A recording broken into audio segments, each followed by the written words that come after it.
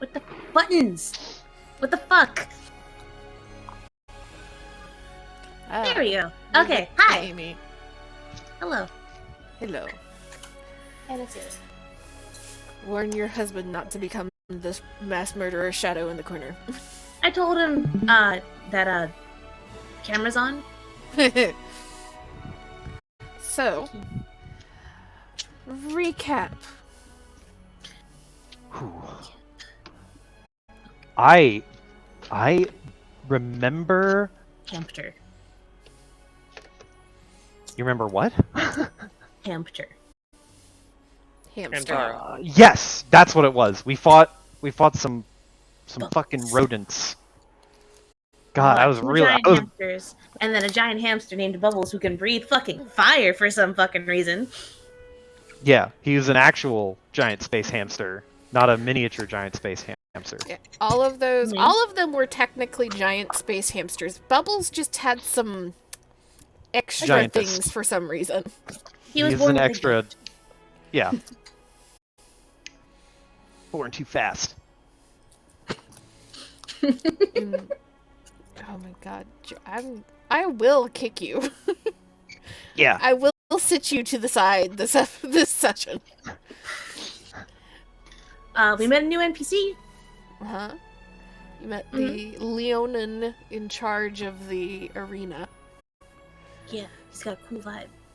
Who He gave Trixie a nice little ticket to come join in any of the games that might happen in the future if she wanted to, and the rest of the party, if it's a party competition. Mm-hmm. It's good for one entry, either one individual or one group entry, depending on the game. Biggest rewards happen around the time of the city's festival, which apparently is not happening anytime soon, so there's no need to worry about that. No need to wait. No need to wait. Yeah, that's low-key above table. That shit will come after we get through this module, because I'm already adding too much shit to this module to add in a city game. Understandable. Have a nice day. And then I believe everybody left, and we're kind of wandering the festival grounds outside the arena of Froon, partaking in Italian ice as a way to cool off from having to deal with fire-breathing Bubbles that is also acceptable to everybody in the party. You'll took a short rest. Y'all took a short rest, so you've not already taken that short rest to heal yourself up or recover any resources or spells. You can do so. And that is where we will begin, as you are all finishing your... I see a sailor. Fucking immediately distracted by dog. This is why cameras are dangerous. Yeah. ADHD.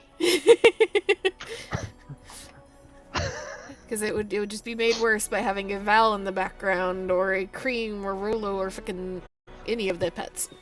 I mean, he can be evicted. I can evict him very easily. No, he's fine. Just Okay. First time I see the pet, I must notate that I have seen the pet. Eviction. Joseph!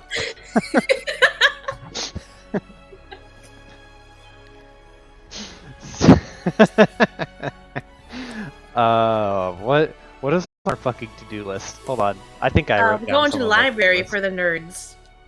Yes. Yeah. So there are 2 places that have been notated as, like, possibly of interest for the nerds. One is the Library of Spheres, which is just on the other side of the Arena of Froon. And then heading back towards the Temple District is the Mages Guild Hall. Both of which will have information and books of different sorts. Generally, and Booker and Liliana in particular would know this. Potentially Button from just reading about Brawl at the Academy.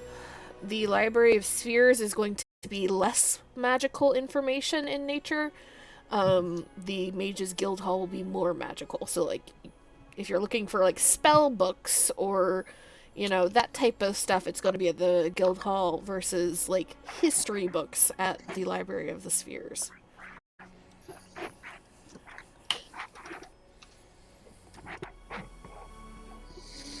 Yes, and we are going to, aside from just look at general magic-y stuff, maybe we'll buy Micken a treat, who knows. Aside from general magic stuff, probably look up anything we can about Doom Space? Mm-hmm.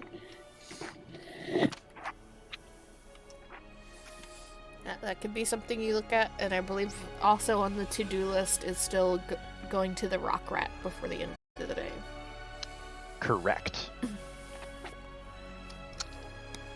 Doom Space. Maybe. Is Micken with 2Ks? Is it M-I-K-K-E-N? I have, I believe, typed both ways. Let me double check. The official Micken is 1K. Yeah, I see it here now. But I am shit at spelling fantasy names, so it's whatever floats my boat at the moment as to whether it's 1 or 2. That's the official answer. Mm-hmm. But yeah, let's head up this fucking circular library.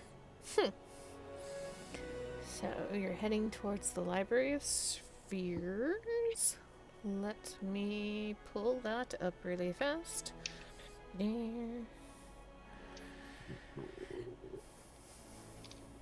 I both love and hate. Oh, what the fuck is his name? Oh no! Oh no!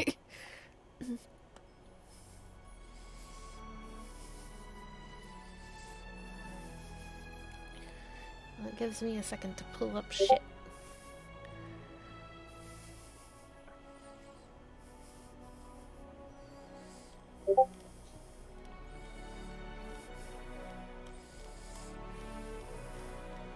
What was the name of the fucking dude we were looking for at the Rock Rat?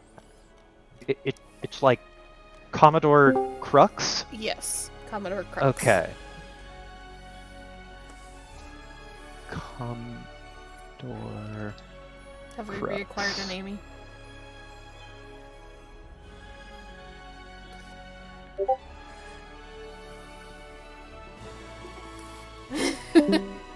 Oh.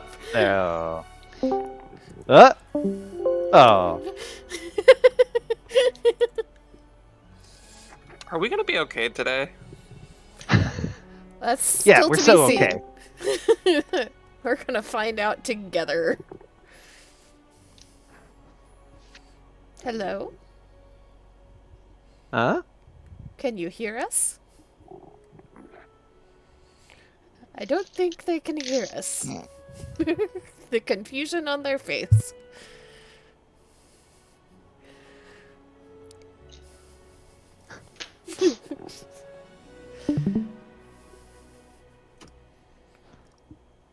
Amy!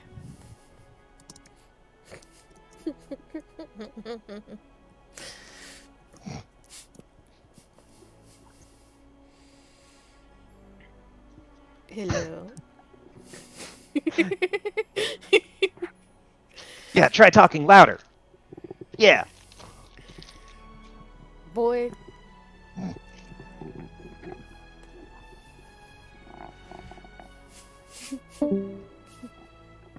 Boy.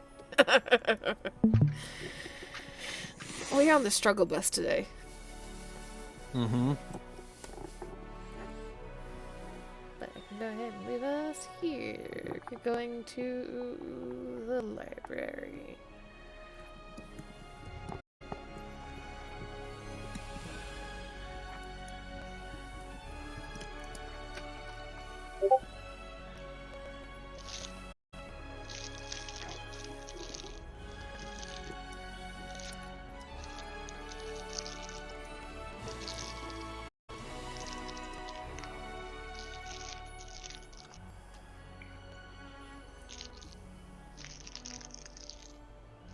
Are you struggling, Joe? I'm trying to open this bag of snacks for myself. Silence.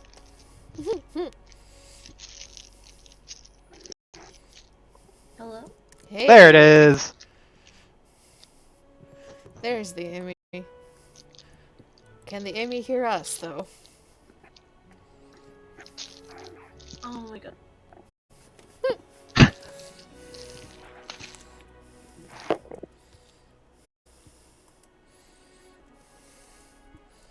Yeah, for some reason I cannot hear you guys. So what I'm gonna do is I'm going to kill the Discord. And hopefully, when I revive it, it will, do its fucking job.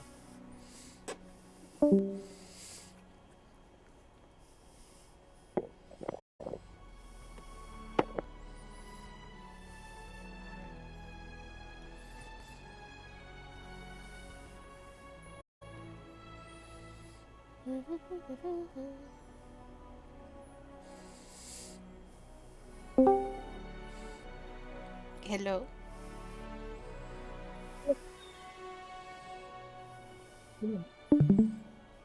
You good now? Mm. Did you change headphones or something? No, I did not. Then can you please adjust your mic because I am having a hard time hearing you. You're very quiet. Fuck! There we go. Was I just talking, like, softly? Yes. Oh. No. Sorry. Alright. Now we can start back into I'm sorry, I don't know what happened. You're good.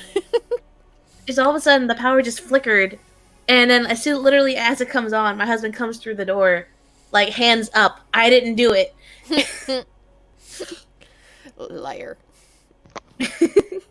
So, as you all are heading down the street from the festival grounds in the arena of Froon deeper into the high city, but still staying right on the edge of the rock, you move past a couple of large estates and manors that kind of block your view. Just giant, kind of palatial houses that are surrounded by 10, 11 foot tall, very ornate iron and stone fences. You can see vegetation just spilling out from inside them over the top of these fences, but they block your view just enough that until you come around the corner and you're almost right on top of the Library of Spheres, you don't actually get a good look at it. But as you come across that final little stretch of road, you immediately see why it's called the Library of the Spheres, as the entire building complex is just different sized spheres of glass and stone that stand about 3-4 stories tall for the largest one, the smallest ones only stretching just a little higher at the center than 1 story tall. And you can see all of them kind of connected to each other like a ring and a cluster of bubbles, and moving across the various colored glasses that are making this library complex. You can see different lights and flickering bits of magic. You can't see into the library from any of them. And as you walk around to the front doors and kind of push them open, inside you see just towering bookshelves spreading in every direction in this main sphere. And you can see walkways going across 3 stories up of more and more bookshelves, and at the very top, right where the ceiling is, you can see it kind of arcing away from you over the top of these shelves. You see a makeshift magicked sky, wild space.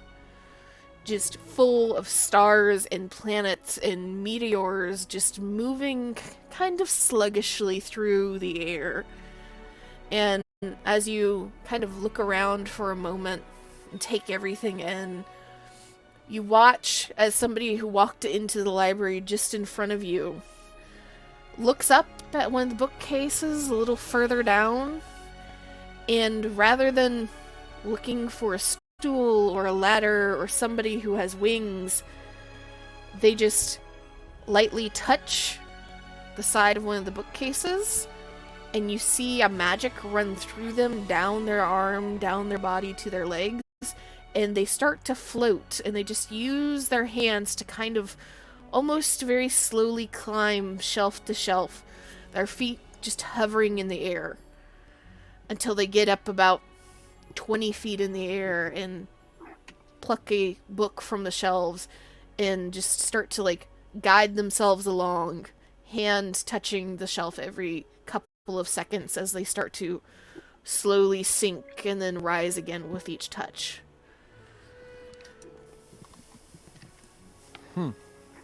The second we see that guy like float up, Booker is going to whisper just to whisper to Trixie, like, so normally whenever you touch the bookshelf, you're supposed to shout up to go up. Just so you know. Insight check? Insight versus deception. Come on. I have a really my bad God. deception, but I'm gonna fucking try. I mean, it doesn't really matter because she can fly, but like, She can fly. And That's she true. also just saw someone not do that. that's true. Yeah, that's about what I figured the roll would be. D&D Beyond, why did I not open you? What is your bonus to insight? I She's a have monk. high wisdom. Yeah, she's Yeah. a monk, man. Yeah, but if you are both proficient in it and have a high bonus, I don't think you can roll lower than me. Is why I asked. I don't have Roll20 open on the right page. I am a default. Okay. Oh, what campaign do you have open instead? Right. Ah, We are not Rune Lords today. We are Meme Lords today. we're Spelljammers today. Ooh, we are freaking meme lords today. I'm just gonna go ahead and close out. No, Have you yeah. have you listened to Joe today? Yeah. That was Joe meme without lord then. guidance. Yeah, What? it's one meme lord. If there's any more, I'm sorry, then Joe, it's you were just too fast for me.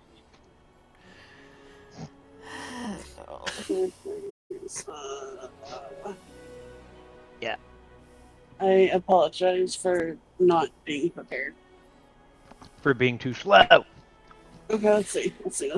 Insight. Joseph, don't make me use your full Oh. fucking government name. Yeah, it's like even if I got a 1, it would be it would tie. Yeah, so But you know what? There you go. Just for shits and giggles, right? like it. Booker is. I fucking knew it.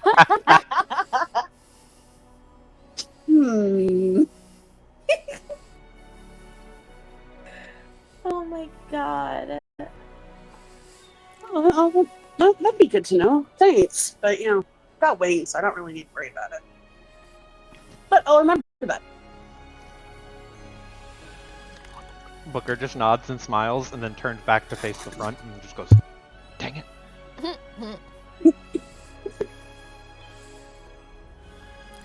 And what do we see here? Starts walking over to Button. Amy, roll me a d20. Okey-doke. Boop. 14.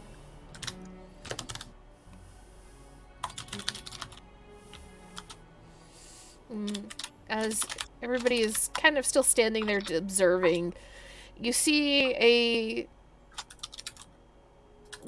kind of small scrawny kinku in just navy blue robes kind of turn the corner further down the shelves and spot all of you and start to very quickly make his way over, pushing himself along the shelves in a way that very clearly shows he is used to this, navigates it without any issue. And as he gets about 20 feet in front of you, pushes away from the shelves to kind of hover in the exact middle of the aisle and starts to sink as he continues to move forward till he just lands about 10 feet in front of you. This very light clicking of his talons on the stone floor. And he looks all of you over again, and there's a little bow of the head, and you could see his beak kind of clacking together for a moment. Most kinku you come across need a moment to kind of put their words together, and just stands up straight again. I'm Kelpoo. How can I help you?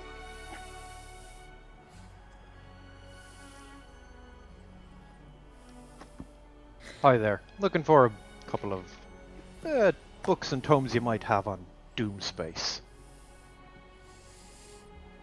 There's this very kind of sharp little twitch of the head, turning so that one eye is kind of staring at you a little bit more closely, Booker.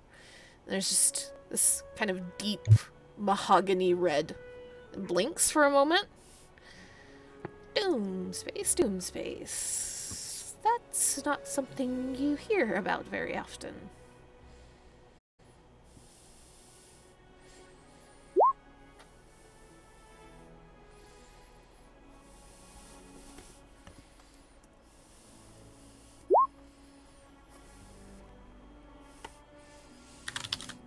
Booker just shrugs and just goes, it's a academic venture for us, really. Something new we decided to look into. And its head kind of tilts to where it's almost upside down, still staring at you with this one eye, and then just kind of snaps around and shifts so that the other eye is now a little bit closer, a little bit more focused in on Trixie and Buttons standing side by side. Academic, you say? Oh, where are you from? Button is going to reach into their like fucking robe and pull out their Spelljammer like medallion, fresh like graduated fucking class of whatever the fuck year it is. Hello. And the head tilts and turns so that the eye is focused down on this medallion that you pull out. And little hand reaches out, and you see a little one of their talons just kind of click against it 2 or 3 times. Spelljammer Academy.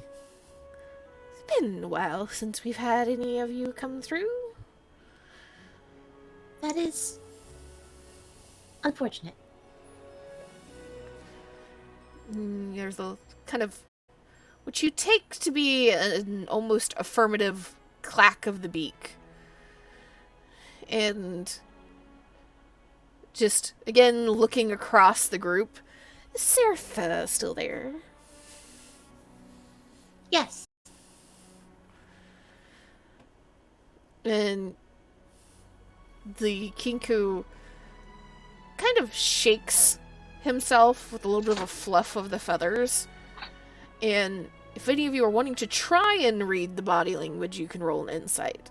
If not, you just not around enough Kinkus to tell. Hello? What the fuck? Please roll in the fucking roll 20. I'd like to I don't try. have beyond. Fuck this shit. Well, if you've rolled, you can just tell me what you've rolled in the thing for the moment. Dawn. You said insight? Yes. Fire. Fox. Man. Booker rolling like shit. Booker's having a struggle day. He is trying not to, like, when he looks at the Kenku and the Kenku turns its head really, really exaggeratedly to one side, he is struggling to not mimic the motion, so he has to keep resetting his head. Alright, well, I got a 25.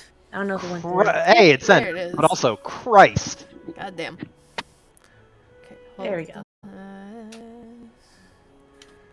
We'll do this one, I think.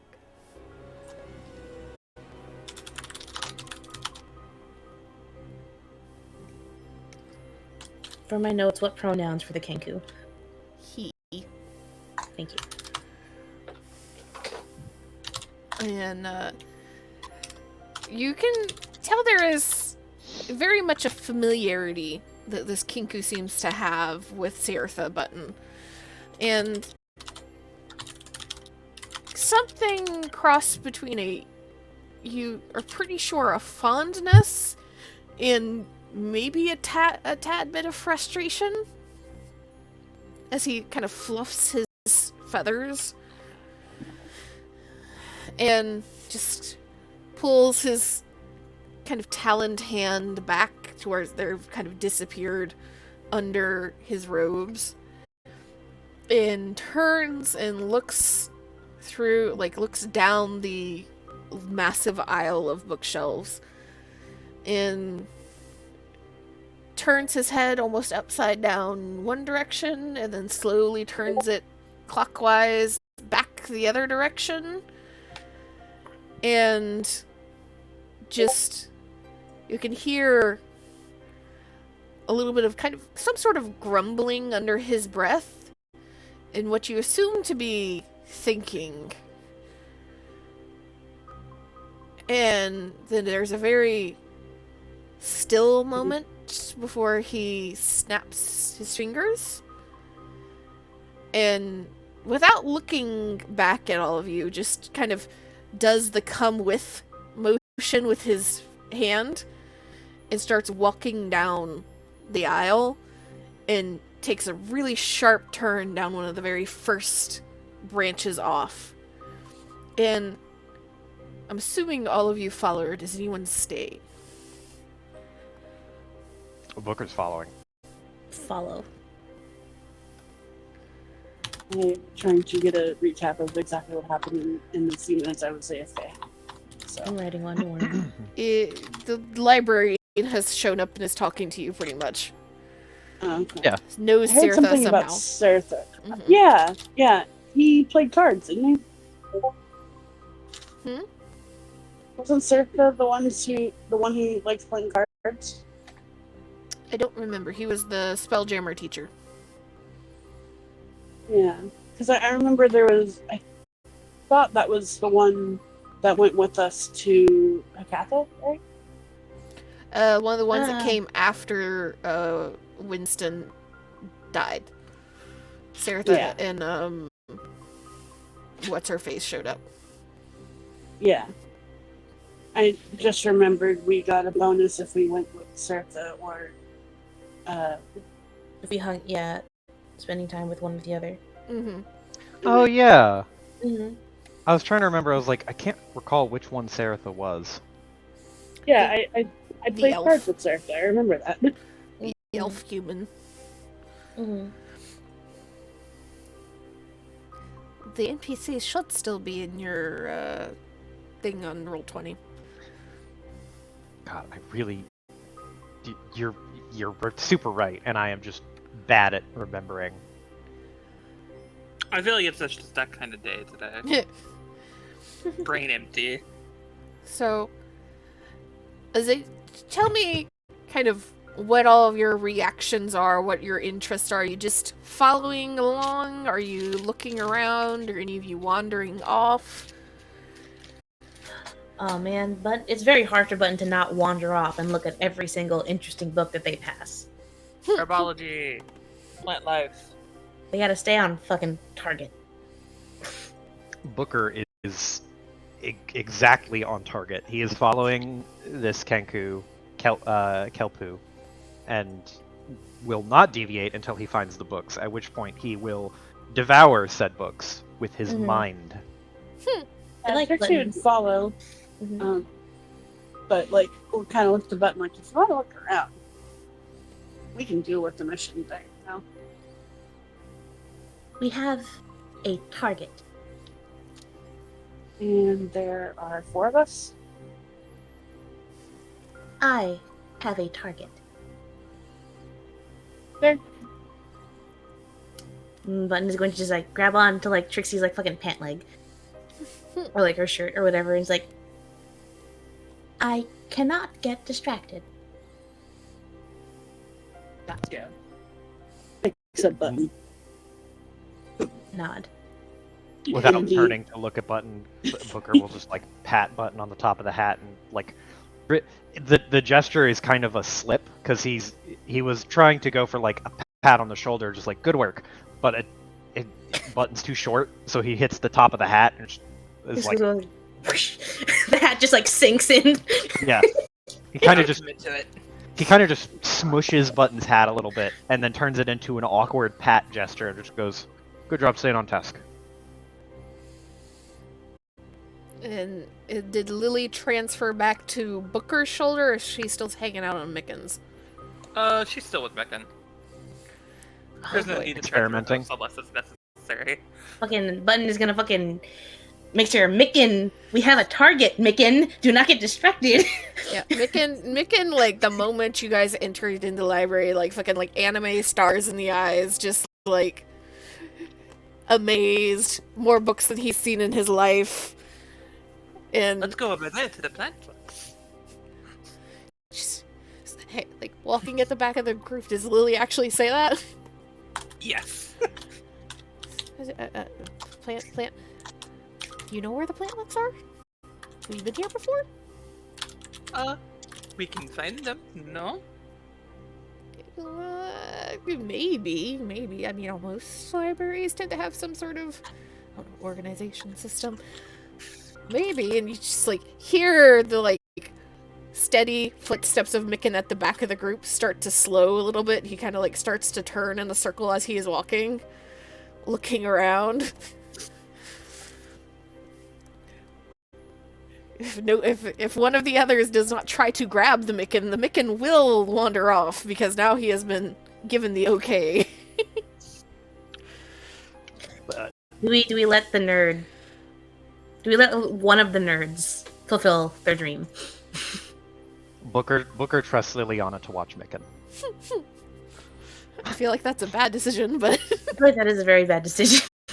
She can't physically stop Micken, but she is a persuasive person and also has fucking magic, so Here's the she'll thing, probably figure something out. I trust Liliana watching Micken, right? Because I don't think Micken's gonna do anything. I do not trust Micken watching Liliana. What could possibly You act go like wrong? okay, pause. You act like I'm some sort of gremlin.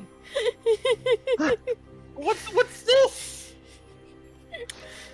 There is a pattern. No, there fucking isn't.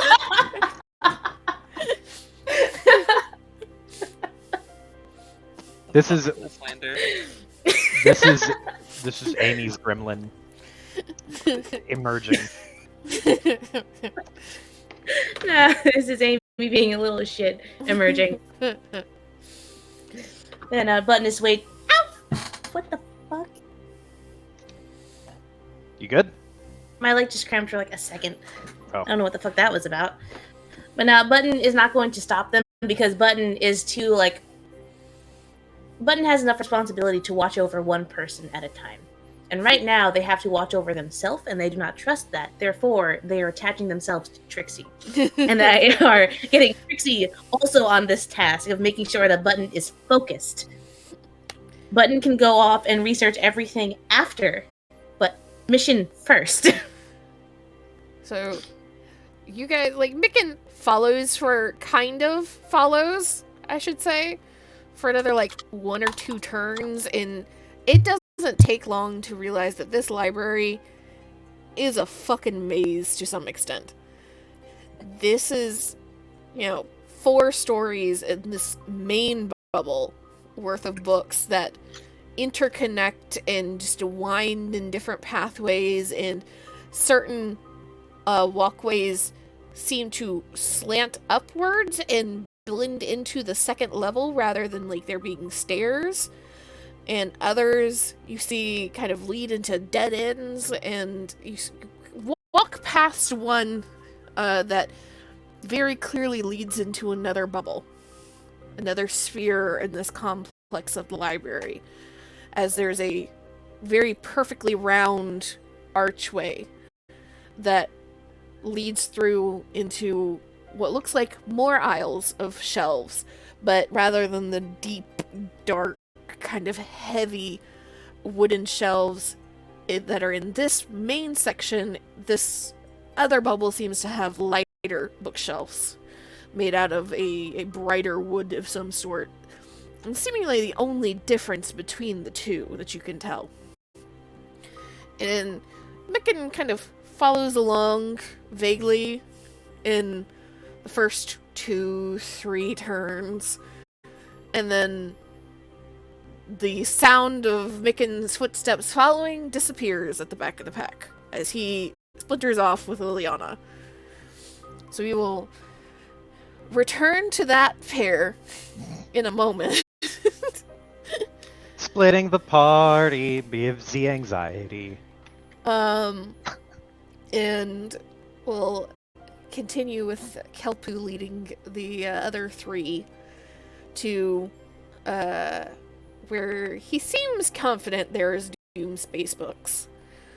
And he leads you to almost what you assume to be the edge of the library. He has led you in this kind of weird spiraling pattern to where you're not completely certain if you're on the 2nd or 3rd floor, but you're definitely no longer on the ground floor, and over far enough to the edge that even though the bookshelves are still kind of towering up above you, it's not 4 stories up. It's where you can touch the shelf and float up, and it only takes you about a second to reach the top shelf. And Kelpu looks and stares at the bookshelf on one side, very quickly turns to the other side, stares up there, crouches down, looks down at the bottom shelf, stands up again, turns back to the first shelf, and then, just with a little nod, looks back towards the group. And what in particular do you want to know about Doom Space? Everything. Look at this Flicker, looks down at Button and then just shrugs and just goes, You heard him. And there's this very dramatic, almost full around head tilt and a little clack of the beak. And the Kelpu just kind of everything might be a little idealistic, but we can try. And Whatever you got. What about history? the Kelpu just kind of nods and looks across the group. Which one of you is good at catching? Looks at Trixie. Looks at Trixie. When they look at her, Trixie raises one of her arms that's not holding Button. That'd be me. But sets Button down. Much better. And the Kiku just nods and touches one of the shelves and starts to float upward. And as he is going, without even offering any warning, he just starts pulling books off the shelf and dropping them. He starts dropping them. Booker starts looking like a fucking baseball catcher in the outfield, just like, oh, okay, we're just going now, okay. So really quick, if Trixie and Booker are going to be trying to catch the free-falling books, give me some acrobatics rolls. Dexterity characters unite. Yeah. Acrobatics. I'm not trained in that. We're gonna see how well this goes. Hey, that is a double digit. Hey. I accept that. We're slowly making our way up higher and higher in the rolls. So as these books start to fall, Trixie, you immediately kind of take a step back and start snatching them out of the air. You got 4 arms. There's a lot you can work with here. And the first couple are fairly light, fairly new books that are not that hard to deal with. However, the further up Kelpu goes, the bigger and heavier the books seem to get, and the older they seem to get. And Booker, you like snatch 1, 2 out of the air, and then as you try to snatch a third with the other 2 like kind of tucked under one arm, trying to keep from dropping them, you nearly miss. And rather than being able to like snatch it by the spine or by the cover, your hand just kind of goes in the middle of the book, and you can feel a couple of pages kind of crease and fold, and you just get that like little tingle down your spine. You're a smart enough person, curious enough person that's like, that's not good. I don't like fucking up a book like that. So, as he starts to pull all of that out, there are 3 of you. I will need a roll from each of you. First person rolls me a d20. Oh man, are the dice gonna get bigger or are they gonna get smaller? 5. Good roll, good roll. Next 2 roll me d100s. Hey. 63. 88. Oh, yours is so much more clean.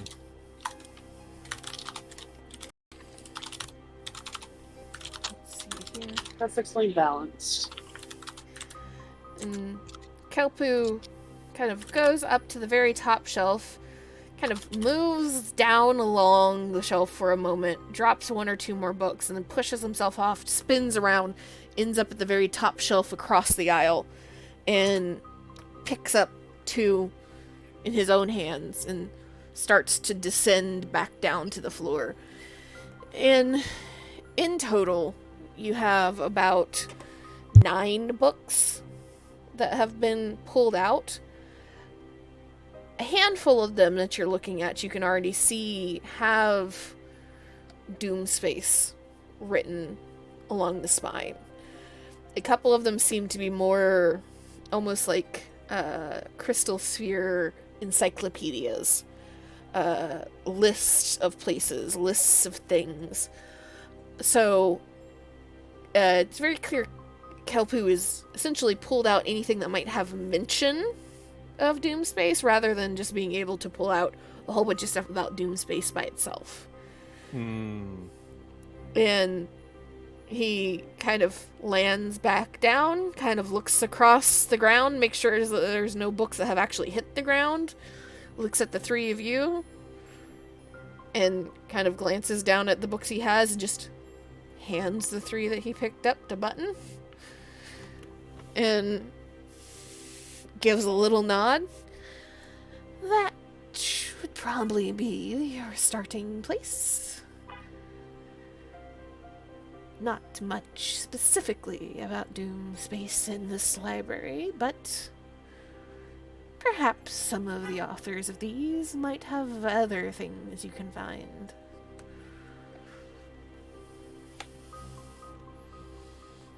Great, thanks. Thank you. Also, I Mm. imagine that the book is like fucking huge. Button.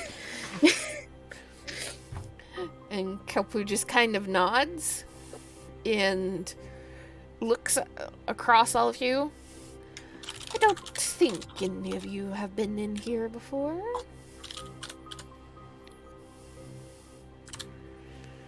And when there's silence and shaking heads, he just points towards the ceiling. If you need assistance, just float up and touch one of the stars. Then stay there. One of the librarians will come to see you. Nifty. Let's find a table. I'll remember that. Thanks. Thank you. Kelpu nods, and rather than going back the direction that you all came from, turns, continues down the aisle, and turns again. Until he Wait. disappears. Once again, Button is going to stop them as soon as they start to walk away.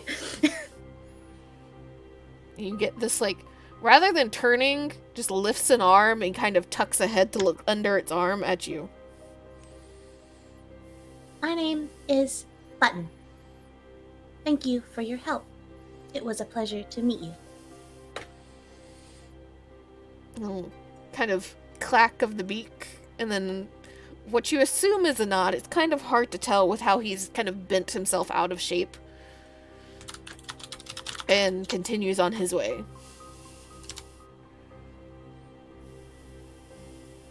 And lift up the books. Time to find a table. You guys wander for a second. It doesn't take you much time, but you do end up about 2 or 3 aisles over, and you find a section that has been laid out with kind of, rather than shelves all the way floor to ceiling, top to bottom, the bottom handful of shelves has been taken out, and there are actually desks that have been kind of inserted into the shelves. And you find one that's able to sit all of you in kind of a semicircle so that you all can have a conversation. Doesn't really allow for a full circle all the way around, but you manage to find a place that you can settle yourselves and place the books down. And let me see here.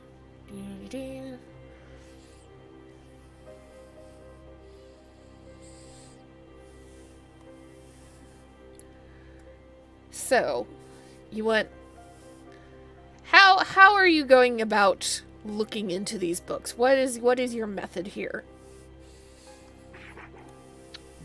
Booker's method is flip to the back, find an index, find every page that has mention of Doomspace from the index, and then just go to each of those pages respectfully, and then dig into those sections. If they mention it passingly, skip it. If there's like a whole chapter or a passage on it, like sink his teeth into it and just read it, parse it for information that can be useful. Button?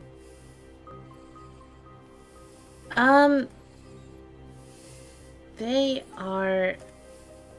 I will also point out to you, Joe, just process what Joe said. Mm-hmm. There are 1 or 2 of the smaller books that seem to be Doomspace specific, or have Doomspace and a 3 crystal spheres, 1, 2, 3, and Doomspace is like 3, rather than just encyclopedias. Most of them are encyclopedias. Booker will start with the non-Doomspace specific things to see if there's any, to see like what's noteworthy, because the Doomspace specific books, I imagine, like even if they're thin, like he wouldn't know how to go about that without just like reading it wholesale. Mm-hmm. Button? Button has taken a chair, the seat, and has taken over like more space than you think they would. They have like arranged the books by like type on the shared desk, and they're like standing on their chair, and they pull out like a fucking like blank scroll, and they're the nearly endless like quill ink pen that they have still, and they just like set up shop. Okay, and they take probably the encyclopedia first of the crystal sphere, and just they flip to the Doomspace section, and they're just going to read everything, and they're just going to write down every single fact about Doomspace that they can find onto this scroll. Okay. Button is going to be here for a very long time, and once they're done with that section, they'll grab the next book and do the same exact thing. Button is making their own book on Doomspace right now. Trixie, are you helping with the research, or are you just sitting there? Are you wandering off? She is not helping with the research. These two people got it. The crewmates got it. It's fine. But I would be shocked if she was like, yeah, time to I'll read. help. But she'll pull out her the books she bought from the other shop. She'll put out the first volume. Ah, okay. So I want you to roll me a 1d12 then, Iris. Okay.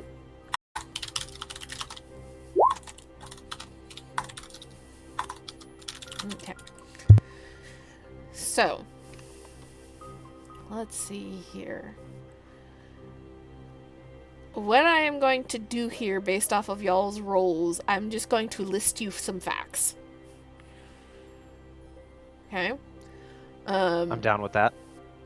That seems like the easiest way to go about this, at least at the moment.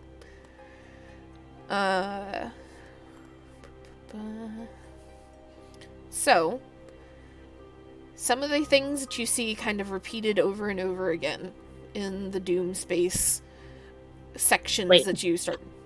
Give me a second. I gotta make a fucking Doomspace facts, Doomspace research section right here. Okay. Should Doomspace facts / research. Okay, I'm ready.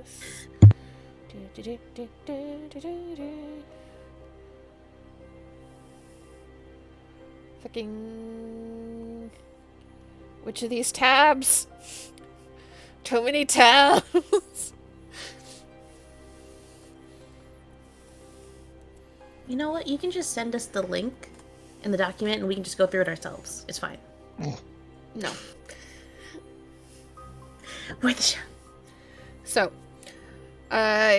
the things that you see most often, or, and I will caveat this, some of these facts will have conflicting information.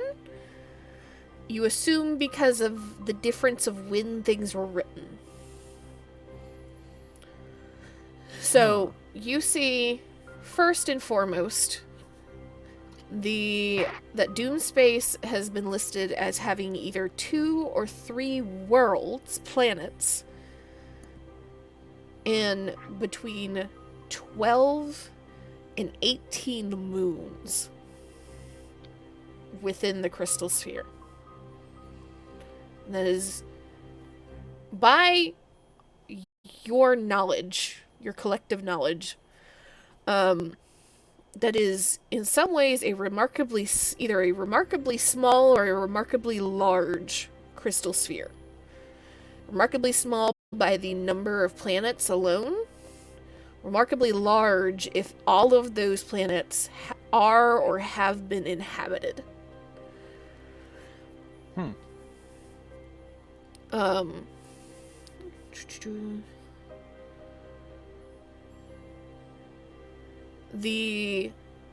One of the sections that you find about Doomspace seems to be a summation of their history and mythology, which you all know in just kind of this universe.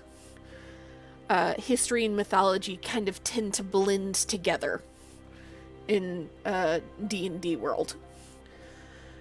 And so it's Mhm. kind of hard to parse what is fully fact and what is just story. And the story that you see that is somewhere in between says that Doomspace was founded after a war between gods and primordials.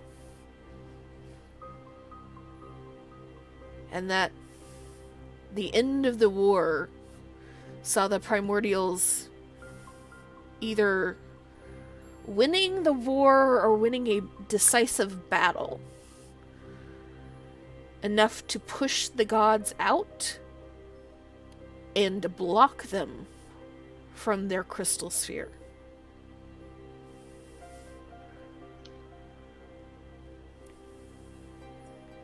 The story goes on to tell of the gods' rage and anger at being denied access to this crystal sphere, both in just their idea that they should have access to everywhere and everything, and for some, just denied access to their followers that they wanted to be able to attend to. And the story goes that the gods smashed their way into the crystal sphere, and the sphere itself broke into asteroids that destroyed planets and ultimately corrupted the sun into a black hole.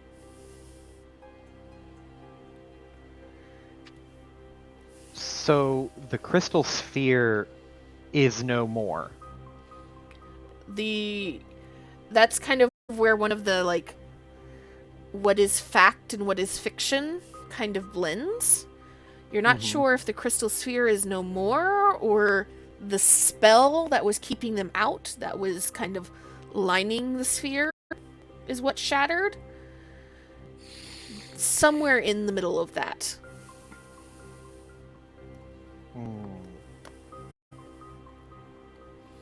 Does it say which gods were the ones to smash down the gates? Or does it just say all of them, presumably?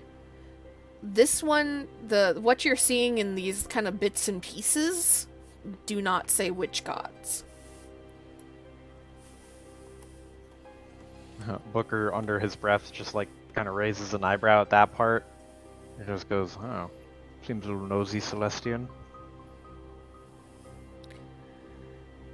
But doesn't say much on it other than that. A different entry that seems to be more about the worship and the people within Doomspace names two planets, and it's planets that or at least two inhabited places, I should say, because moons and planets are kind of interchangeable in some ways. Two inhabited locations are named, and it's locations that you have seen on the map that you were given. Both maps, in fact. One is Fyrene, and the other is Malas. Fyrene is Fyreen. Malas is Malas. Malaas? No, Malas. AS, okay. Huh. And it tells of both gods and primordials demanding that these places bow and worship to them. And that doesn't give a time range to know if this is during the war, after the breaking of the crystal sphere. Just that they demanded worship. And when they were denied, that is how the sun became a black hole. However, this one, rather than calling it a black hole, names it as the Eye of Doom.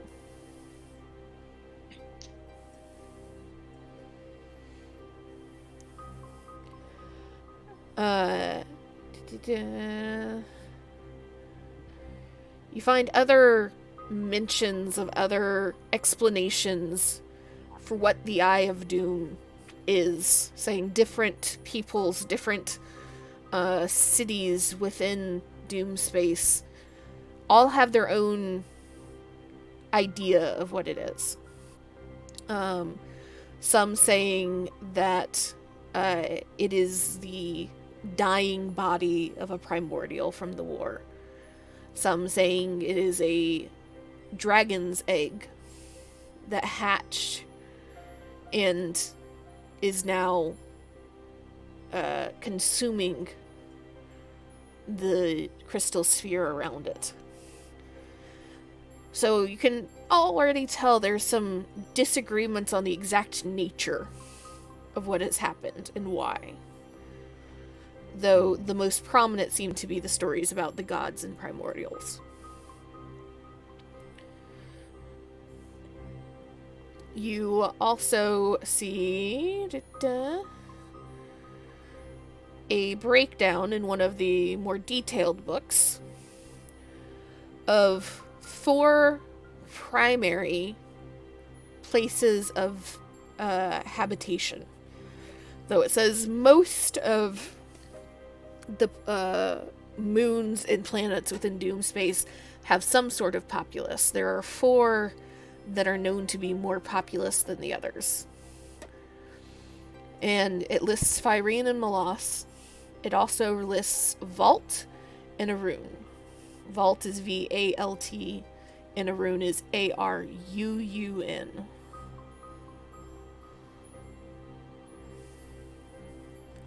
And Vault and Fyrene are both considered to be moons, while Malos and Arun are both considered to be planets.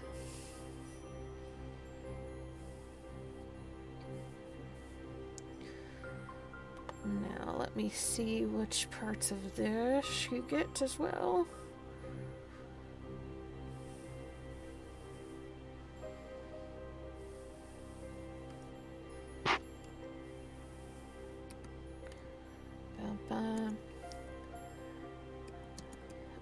Well, tell me this. Button, would you try to pull out the maps that you have about Doomspace already, or are you just focused on the books? They would want to cross-check. Like, once they see names of places, like Arun and Fyrene and Malos, they would want to look for them on the maps. They're taking over all of this desk. So as you continue to kind of look and you pull out one of the maps and kind of cross-check, you see... Ooh, who do we lose? Iris.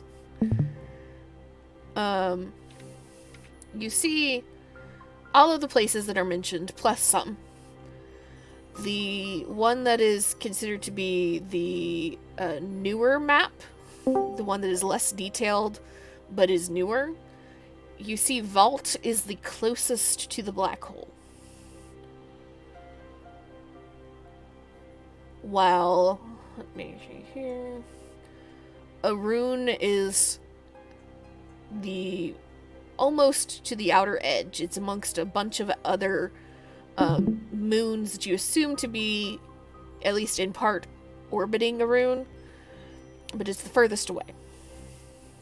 So you can very quickly start to assume kind of in a marching order of what is in the most danger of the Eye of Doom and what is the least. With Vault being the most, followed by Fyrene, Malos, and then Arun.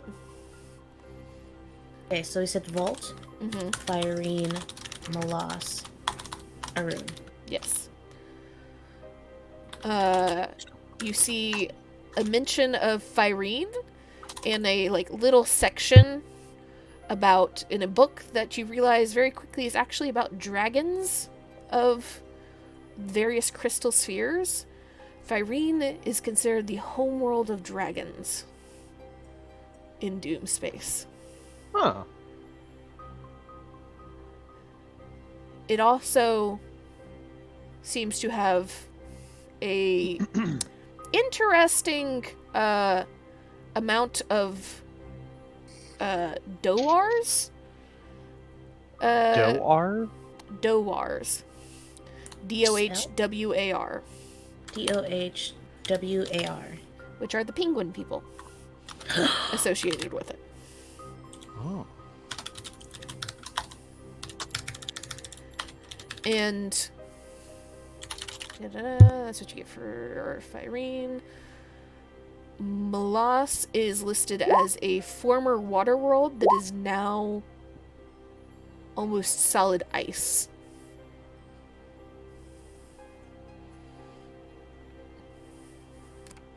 So it's listed as a former water world that is now almost what? Solid ice? Yes. Solid ice. Okay. You also see a grouping called the Nine Moons of En. En.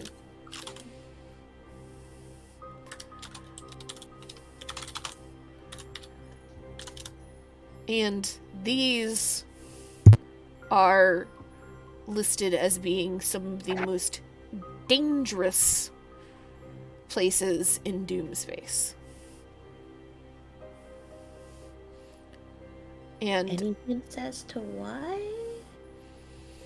You know, like why? Give me, since it's the two of you, Button and Booker, history checks.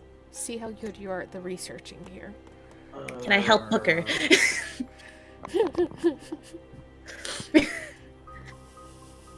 Dude, You can. I feel like Booker's got a better Hey. chance than Button's +1.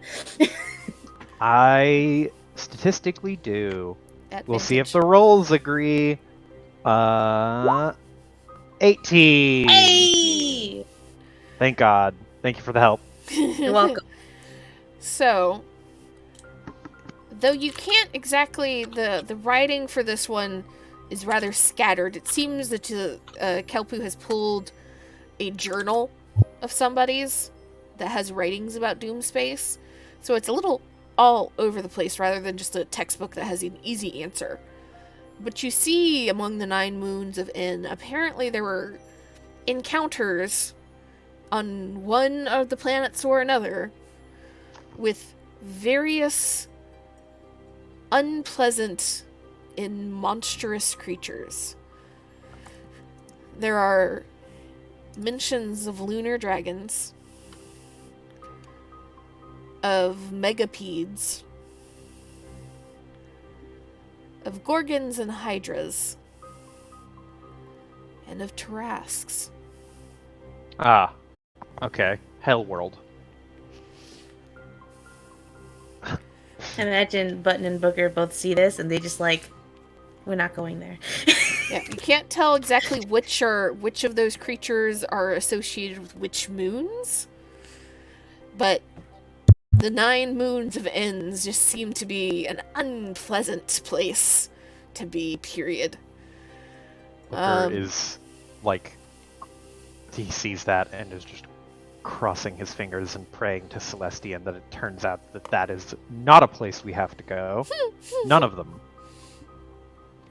Just hear Button muttering. No, Button muttering. I don't like this place. This does not seem like a nice place. And then, let's see here. The last bit of information that you really seem to get is a more recent kind of guide for merchants that lists Doomspace as essentially a inhospitable market, both in the sheer environment and creatures that exist in Doomspace and the very dim future of Doomspace. However, it does say that there are extensive trade networks that can be used in Doomspace by Doars and Mercans. And a very familiar Mercan name is listed amongst them. No fucking way. Okay. Hold on 1 second. My audio cut out for a second, so I missed it. However, it does say there are extensive trade what? Trade networks that you can use that are Dowar trade networks and Mercan trade networks. And amongst the names listed for the Mercans, there's a very familiar name. Oh, the fucking eagle bitch. Yes. At least, familiar for Button, I should say. How do you spell it again? Oh yeah, Booker would know. It's like fucking V something. Let me double check really fast. Because I have to jump between source books for this. Spelljammer Academy. Where are you? There you are. Da, da, da, da.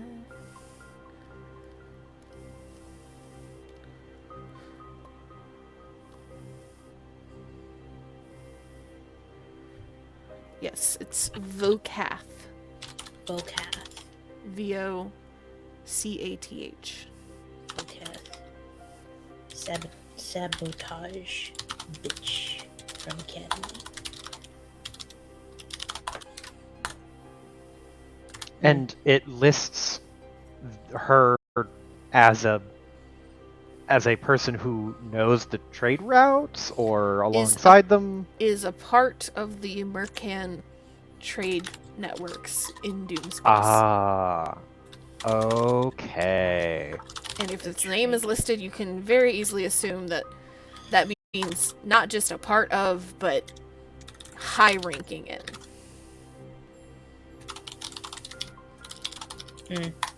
Noise of displeasure from Button. Hey, what? You know this bitch?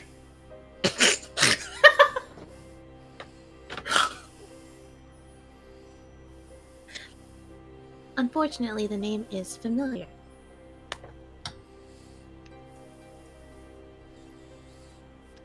Well, if we come longer in our travels, I'll be sure to divert course for you. I have not met them, but they are connected to the trouble at Spelljammer Academy. Would Button? I don't think Button and Trixie, unless that happened like over the weeks of travel, would they have told Booker, Liliana, etc. about what happened at Spelljam? Button would have had to have been asked about it. I don't know if Trixie would have shared though. Yeah, I don't think it's something that she would hide, but like, no reason to bring it up, right? Yeah. Yeah, I didn't really think about it. It would be more I think, a question of would Lily and or Booker have been like asking them about Spelljammer Academy in their time for it to have come up. No, not really. Yeah, I don't think Booker would have been inquisitive to that extent. Once he understood, like, okay, Spelljammer, okay, that I understand how that works for the most part. It's not my thing, etc., etc. But Actually, Imagine going to an academy to learn how to fly a ship. Crazy. what they did was kind of like out of the norm for the academy, right? Yes. Mm-hmm.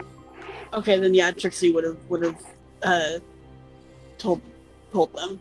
She would have yeah, loaded. it was, yeah, basically. Oh my god. Well, and She's a also, I do storyteller. know that there has been some conversation, or at least some hint towards conversation, about Button and Trixie having gone to Katha, which is very much not a thing people do, especially not Academy students. Oh yeah, So- field trip. Yeah.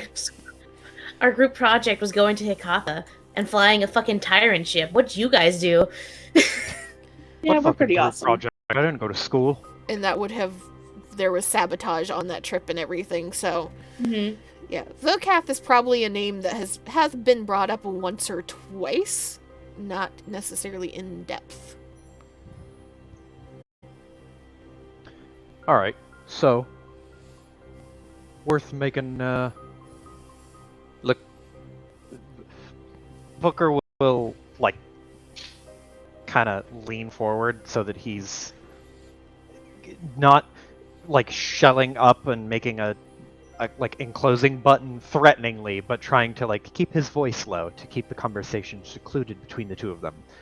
And he'll say like, "This was this one of the Spelljammer people or something. She fucked around with you. Never met her, but dealt with her handiwork." He's going to lean in uncomfortably close. Nod, nod, nod. And Booker will hold a hand up to Button's face and just gently gesture backward a little bit. He's like, just not that close. But if you're looking for payback, he shrugs and just kind of does the soft implication of like, I am not looking for payback, exactly. However, what are you looking for?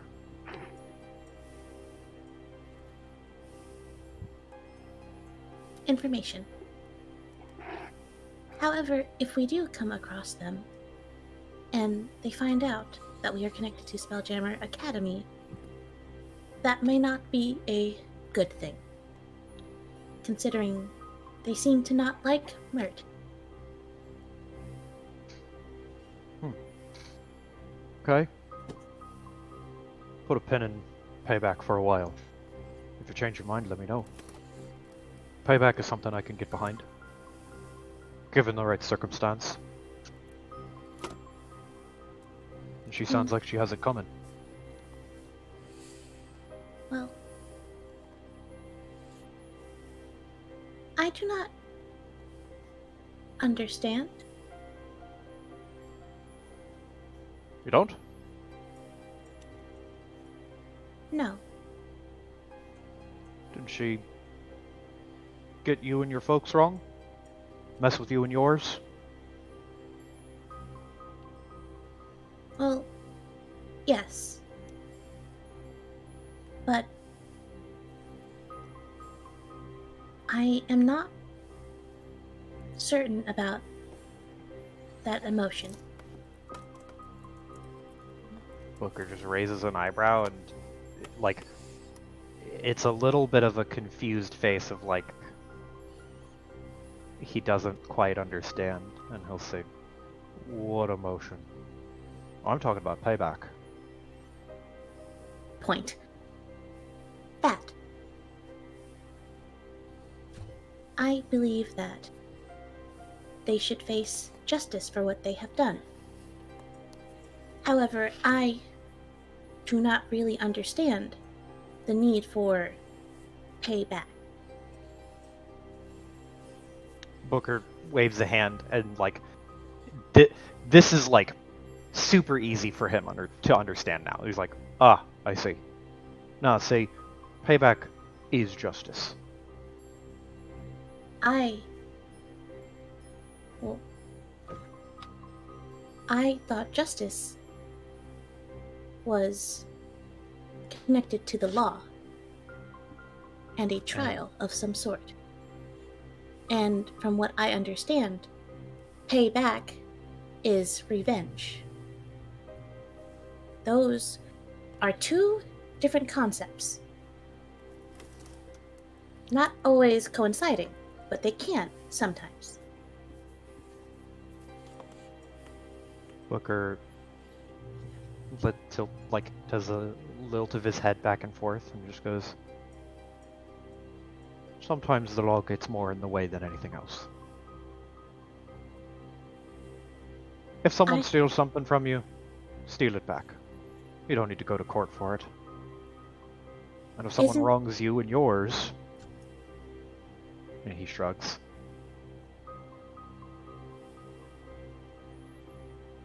isn't the law supposed to help? I have not encountered it much, but I have heard and read about it. I think the law is supposed to help, but I don't think it always does. Then why If it doesn't work, it should be repaired. Booker shrugs again and just goes, I'm not a very good legal man. I can't repair law. But I can give people what they deserve. At least, some people. And that is touching back onto payback. He nods.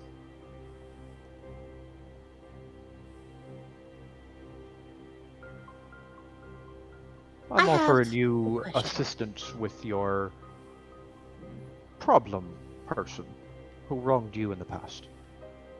I think if this person wronged you in some way, it's only fair that you return the favor. That's all I'm saying. But if you don't want that, I'm not going to force it on you. It's not my place. I do not know if that is what I want. I do know that Ryback should not have died. Eyebrows go up.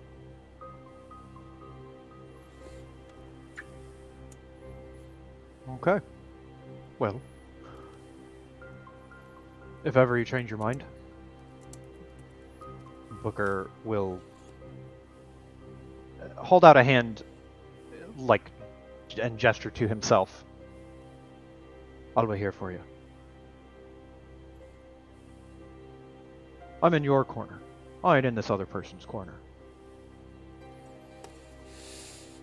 I ain't never known no Ryback, but seems like a right enough fella if he's right by you. He was very tall. And thank you. I will let you know if I want payback or not. Sure. I do not know if I want to kill them. Booker nods once. Maybe. We will see. We'll That see. is for the future, For the future. And not. just to give you a little bit of peace of mind, not all payback has to end with killing someone.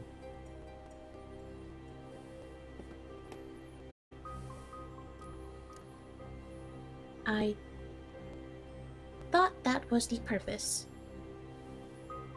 Not always. Sometimes people deserve something else. But isn't death the most permanent solution? That would solve many issues if you just kill the person responsible. It It is is. also very simple. It's pretty simple, and it's pretty potent. But sometimes you need something a little bit more forceful. But he shrugs again and will pick up one of the random books from the stack. That is a discussion for the future, if you change your mind. We'll work out the logistics when we run across that bridge again. There is a bridge. Figure of speech. There's no bridge. There's a figure of speech. He puts the Oh. hand over his face like, I shouldn't have said that last part. We were having such a good conversation. I will look up this bridge. Figure of speech. There. Good. Great. I will research it, so I know in the future. Are there different bridges? I will learn them all. Walker's just like rubbing his face now. I'm gonna go back to reading about Doomspace. Button is going to go back to their book, flip over to the fucking table of context. You just hear fucking Button muttering, "Are there bridges of doom space?" Looking at the table of contents. So, that is what you guys get from the various books on Doomspace. Trixie, as you're sitting there and reading through double check this. Yes. As you're sitting there and reading one of these books that came in the little box. First off, Iris, are you here to hear this? Yes, I. Okay. You find it to be a story of the origin of gods. Though no gods are named within it. So you're not able to attach it to any particular god or any particular pantheon. However, the way that it talks, it's almost as if the tale is assuming that this is the origin of all gods. Either all gods or there are no gods that are necessarily worth being a god that do not attach to this tale. And I want you to roll a religion really fast. Hmm?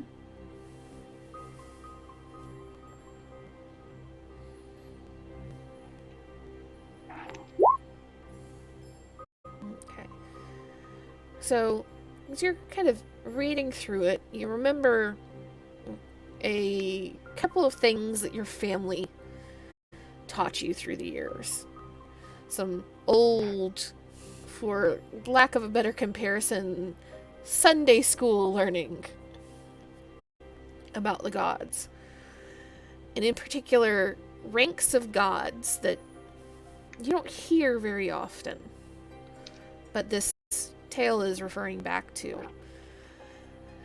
And the ranks of the gods that you remember. You ready for the list, Amy? Of over deities, greater deities, lesser and quasi deities. From biggest and most powerful down to smallest and most pointed. And this tale is talking about one great over deity that carved out pieces of itself to form each god, of wanting to provide and see how each of these good parts interacted with each other, how it could change the world and the universe around them if it was just a pure embodiment of birth, creation, light.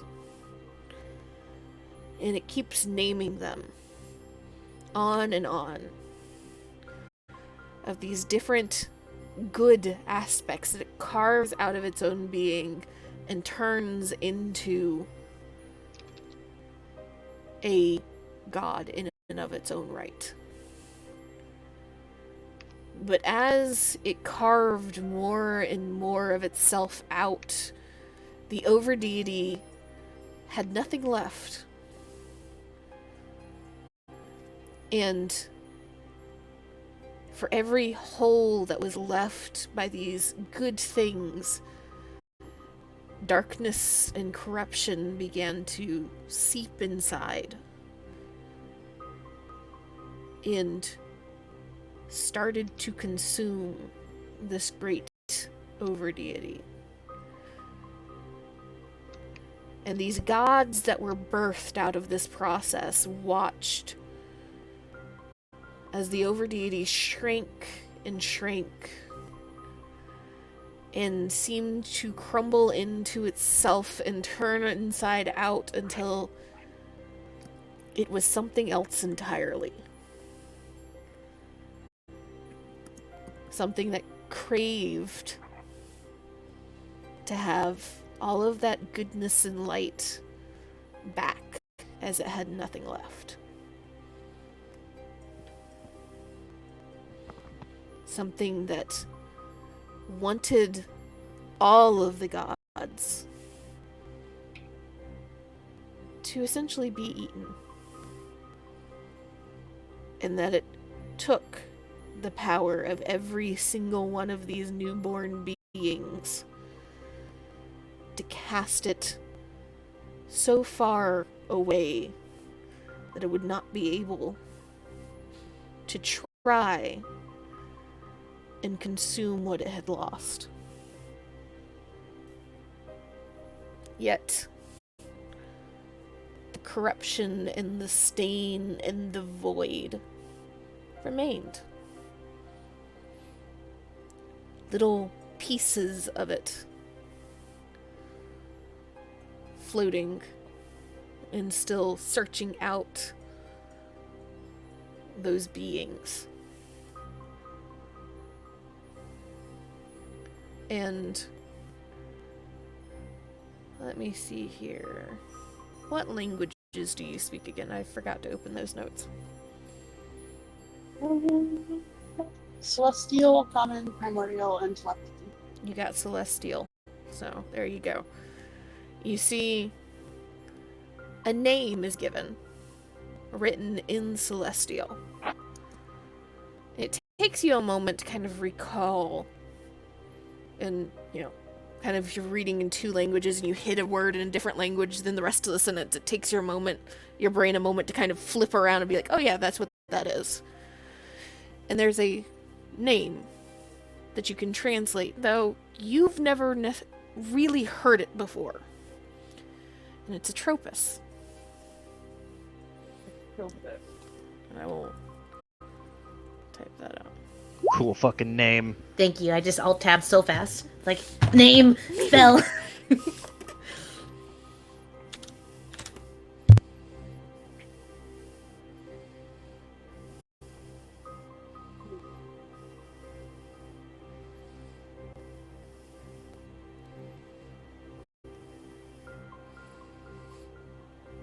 That is the tale that you find in the first of your little books about the deities and gods.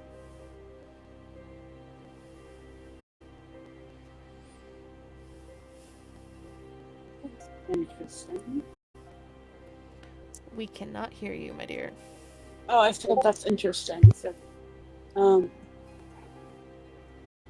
hey guys, I'm gonna go a bit. You guys got this, right? Said you're gonna try to get the librarian? Yeah. She was basically telling the others, like, hey, I'll be back. Okay. Booker doesn't even look up. He just, waves dismissively, yeah. Button gives a thumbs up.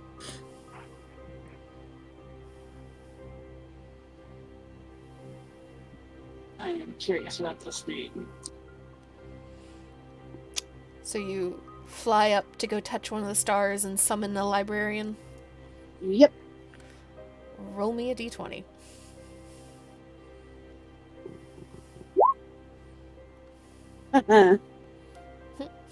Yeah, let's fucking go! Good roll! So you go up and touch one of the stars, and you just kind of wait, looking around. And it takes a few minutes, but you see around one of the ends of the aisles a bustling old human in the same navy robes that Kelpu had been in slowly make his way around And he is very clearly moving as fast as he can, but it is far slower than Trixie has ever moved. Does he look like he's heading this way? Yes. Trixie will make her way to Nick. And you go to meet him, and he just kind of looks up, and he is just... If you could say a human looked ancient, he looks ancient. Hunched over, has a walking stick, and he just kind of looks up through heavy brows, just dark brown eyes, and kind of peers at you. Are you the one that was asking our librarian? That would be me. What can I do for you? Yeah, I was kind of interested to see if you guys had any books on Atropos. What now? Atropos. She'll pull out her little book and like show him the name. You like put it in front of him, and he just kind of like leans back for a second and pulls out like a single like monocle and puts it in his eye and leans forward, where he's like almost like nose to paper looking at your book in your hand, and looks at it and then just kind of, that's a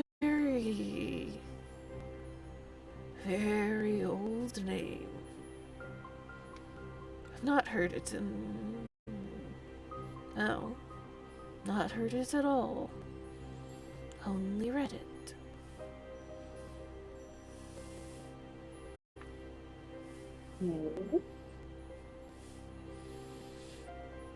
And he kind of takes a step back and looks at Trixie, and it's a little almost awkward looking at him because while his monocle is in one eye, that eye is huge. And the other is very small. He just kind of like looks at you. Why would you be looking into that type?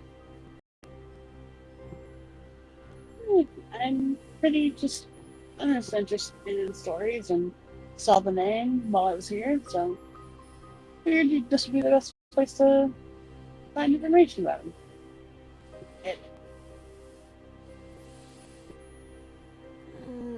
You can follow me.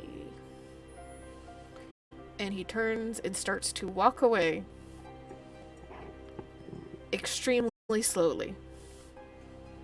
Trixie could probably take one step, and he's taking like, what, 5, 6? Yes.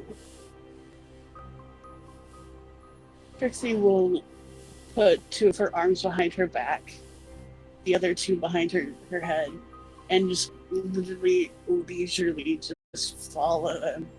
Literally taking a step every, few seconds kind of thing. Trying to keep pace with him, not to be rude. So we will return to Trixie and her hunt for Atropos in a moment as we shift towards Piper and Micken. See where Micken and Liliana have ended up.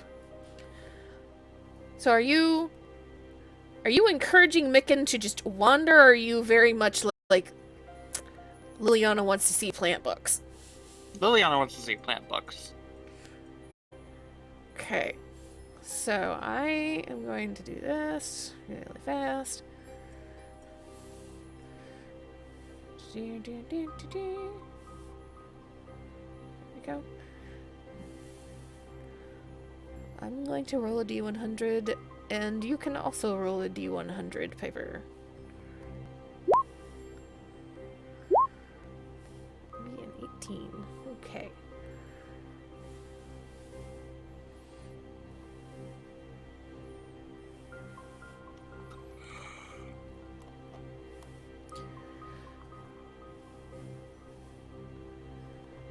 Ba, ba, ba, ba.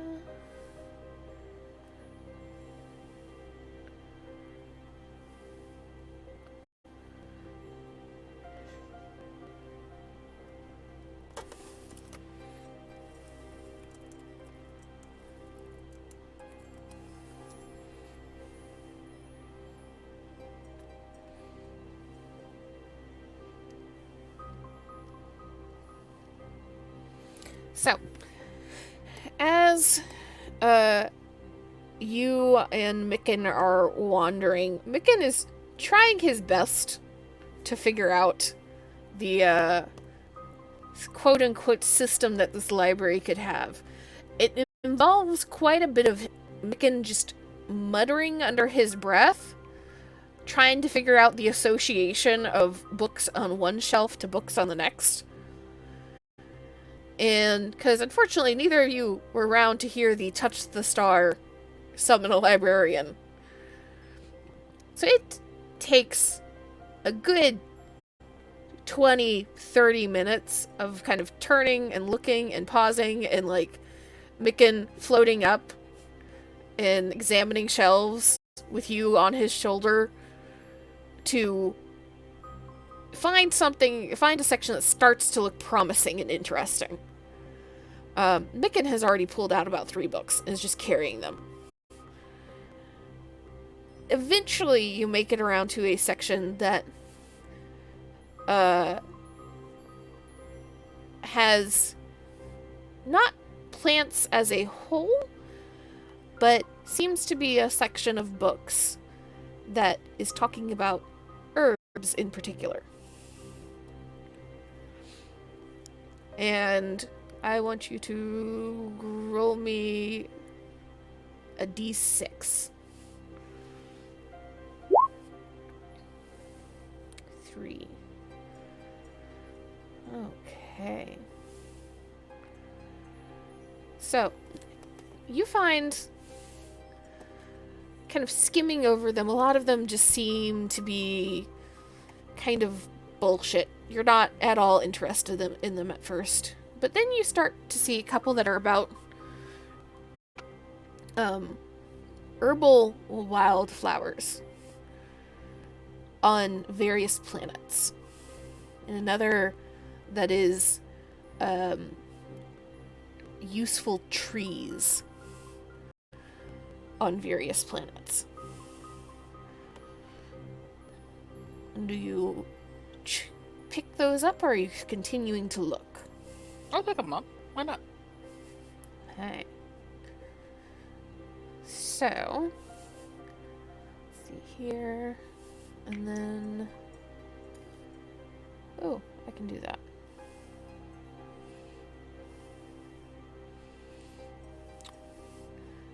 Forgive my scatterbrainness, we are continuing to break this party down into smaller and smaller bits, thus more and more tabs.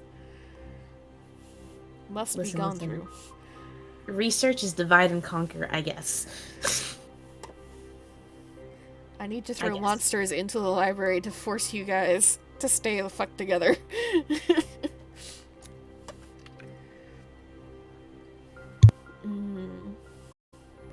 Hey, listen. Booker and Button have buddied up, alright? Don't look at us. And as you continue down the aisle, I want you to roll me a luck check really fast, Piper. So it's going to be a d20. Nope, that's not good luck. No, it's great. What a part today indicates that luck is a factor today. You are kind of just keeping an eye off of like what is generally through the rest of the shelf. And you see a couple of books that seem to be about various nature and plant deities. However, as you look through them, none of them seem to mention the Leaf Lord. Seem to be about other nature deities like Sylvanus.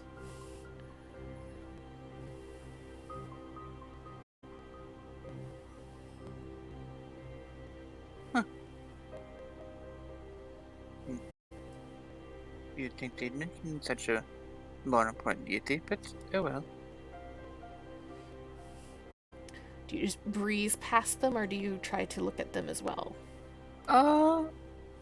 If they looked interesting, sure, but if not, then probably not. Okay. So, what are you most interested in these plant books?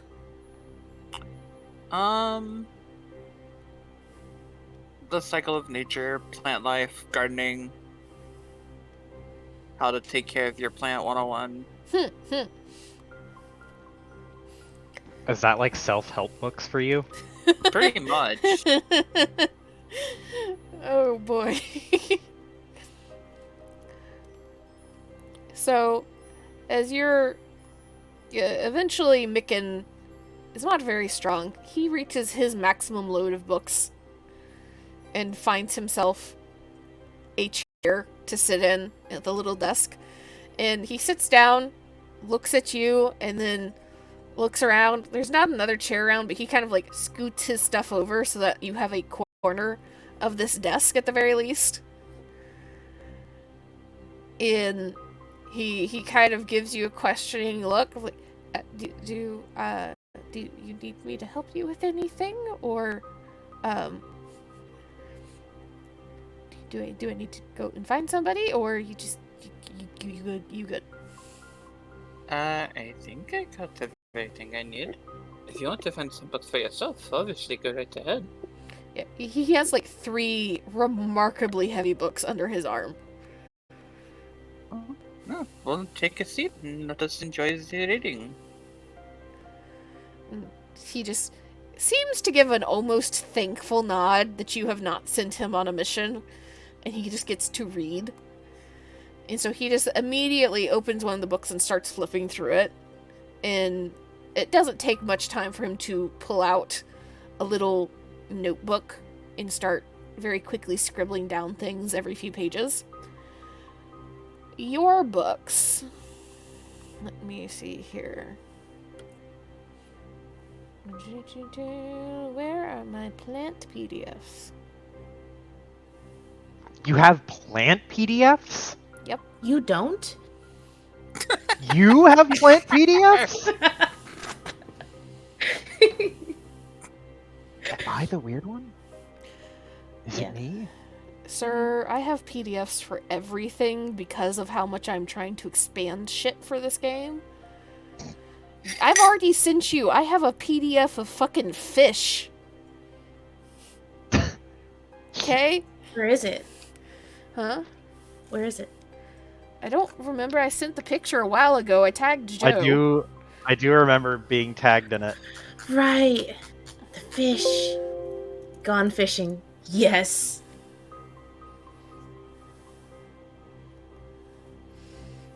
There we go.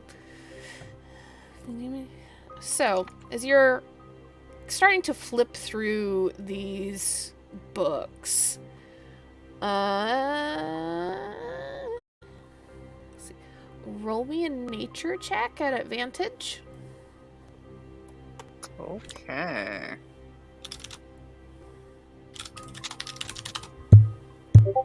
Hello? Hello. Hi. I did hear you. For some reason, I thought you didn't hear me.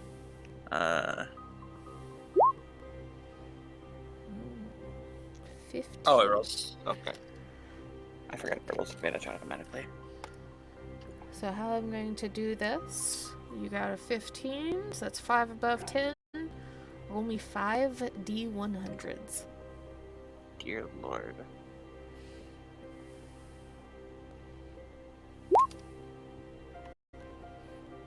Okay. Here.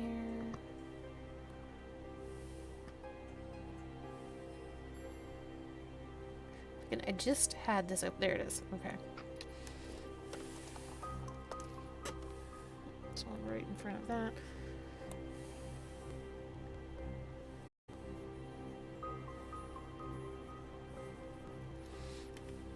A lot on the lower end of this table. Interesting. So, are you ready to take some notes, Piper?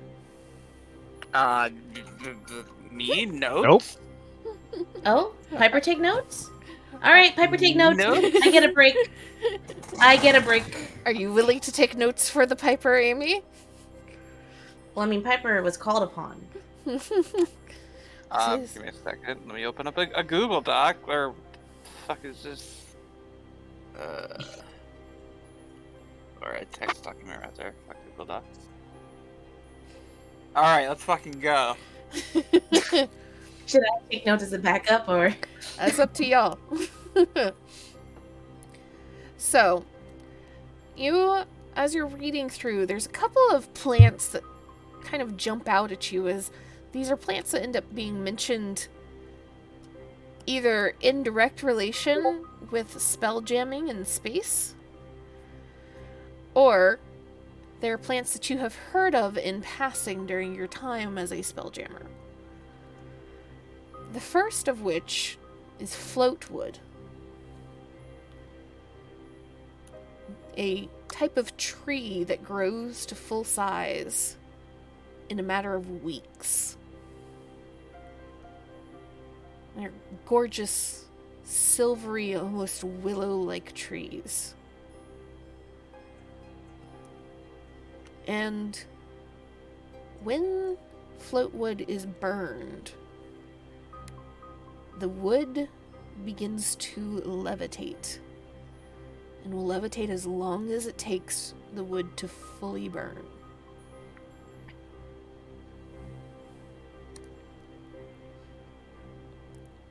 This is quite often used as an escape boat for spelljammers. They build essentially life rafts straight out of floatwood, out of the trunks, and begin to burn the bottoms of them so that you levitate and slowly sink to the ground rather than crashing with your ship. And there is, in fact, some advice on how to grow your own floatwood trees on larger spelljammers for exactly this purpose.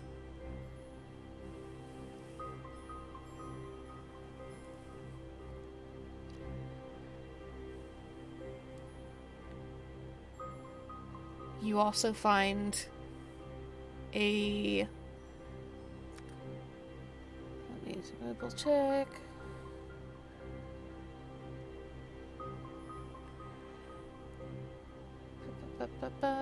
This one. The listing of what is called a skulking needle tree. That, when encountered in the wild, look like evergreens, but they make no noise, even when you shake them or when a breeze passes through. However, if you make a tea out of the needles or bark, it is effectively casting silence on and around that person for 10 minutes. Additionally, when you make a spelljammer out of the skulking needle tree, it allows the spelljammer to move swifter and more quietly in turbulent settings.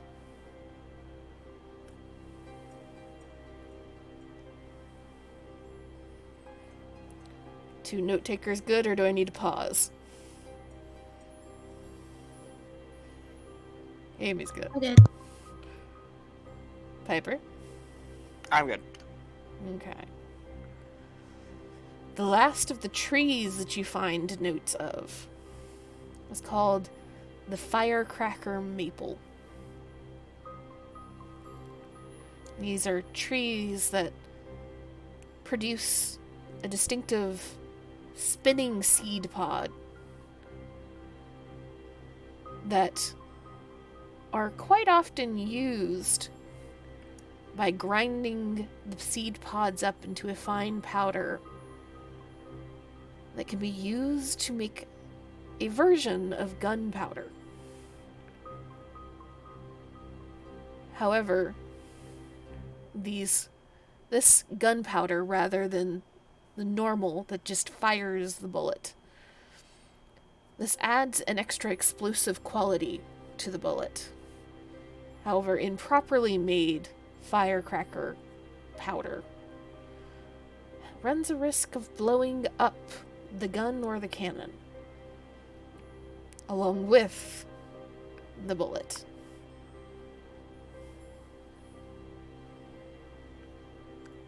It's also noted in this book, somebody has written in the corner, off into a margin, that the maple syrup from the firecracker maple is naturally alcoholic and tastes very good.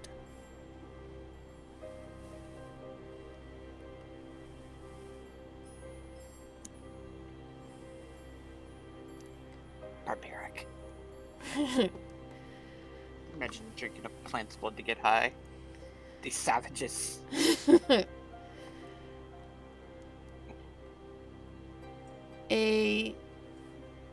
One of the interesting flowers that you come across in these books is called the mirage flower. These bright blue flowers naturally seem to create small mirages around themselves, where dozens of ghostly copies of the flower surround the original when it is growing. And it's noted as being a primary ingredient in quite a lot of illusion potions. And in fact can make illusion potions more powerful if harvested correctly. And this book gives you some notes onto how to correctly harvest the mirage flower to sustain most of its potency.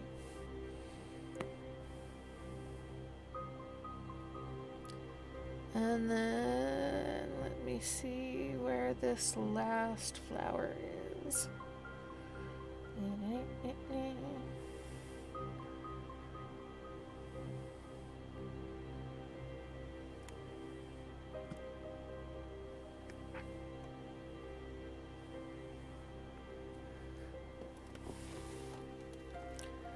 The last one is called Niren's Rose.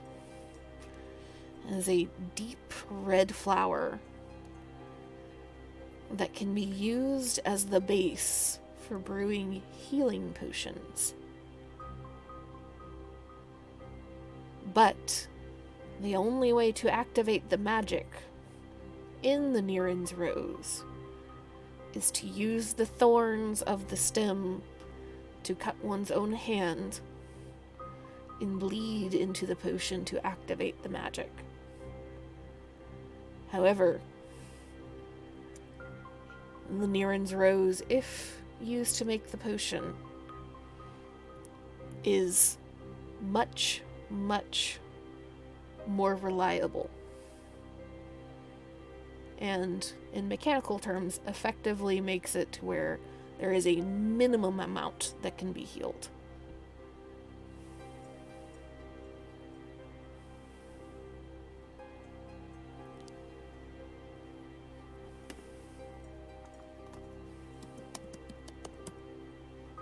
Okay. And though the notes around the Niren's Rose does not tell you how to harvest or how to grow the rose, it does list a few planets on which it can be found.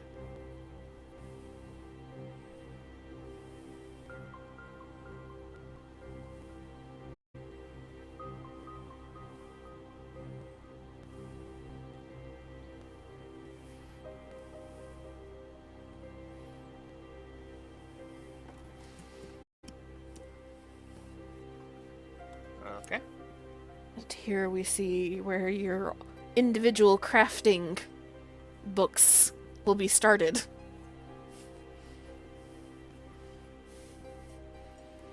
I'm going garden. Is there a gardener's kit? There is not a gardener's kit, however, if you would like to try and invest, Yeah. it is possible to invest in garden upgrades for Spelljammer ships. Yeah, that would be me. Because, again, Spelljammer ships, if you can convince a treant to become one with the ship, you have an eternal pocket of air so long as the treant survives. But you must have a garden on your ship to do so.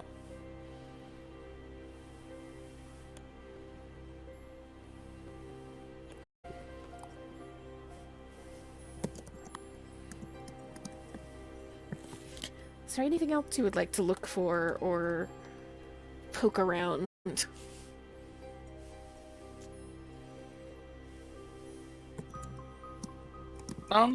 That was my main reason for splitting off, so no.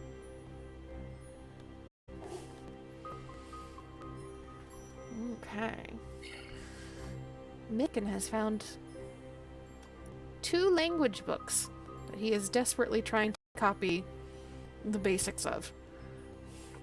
Will he ever need to learn Knoll? I doubt, but he is in the process of learning Knoll.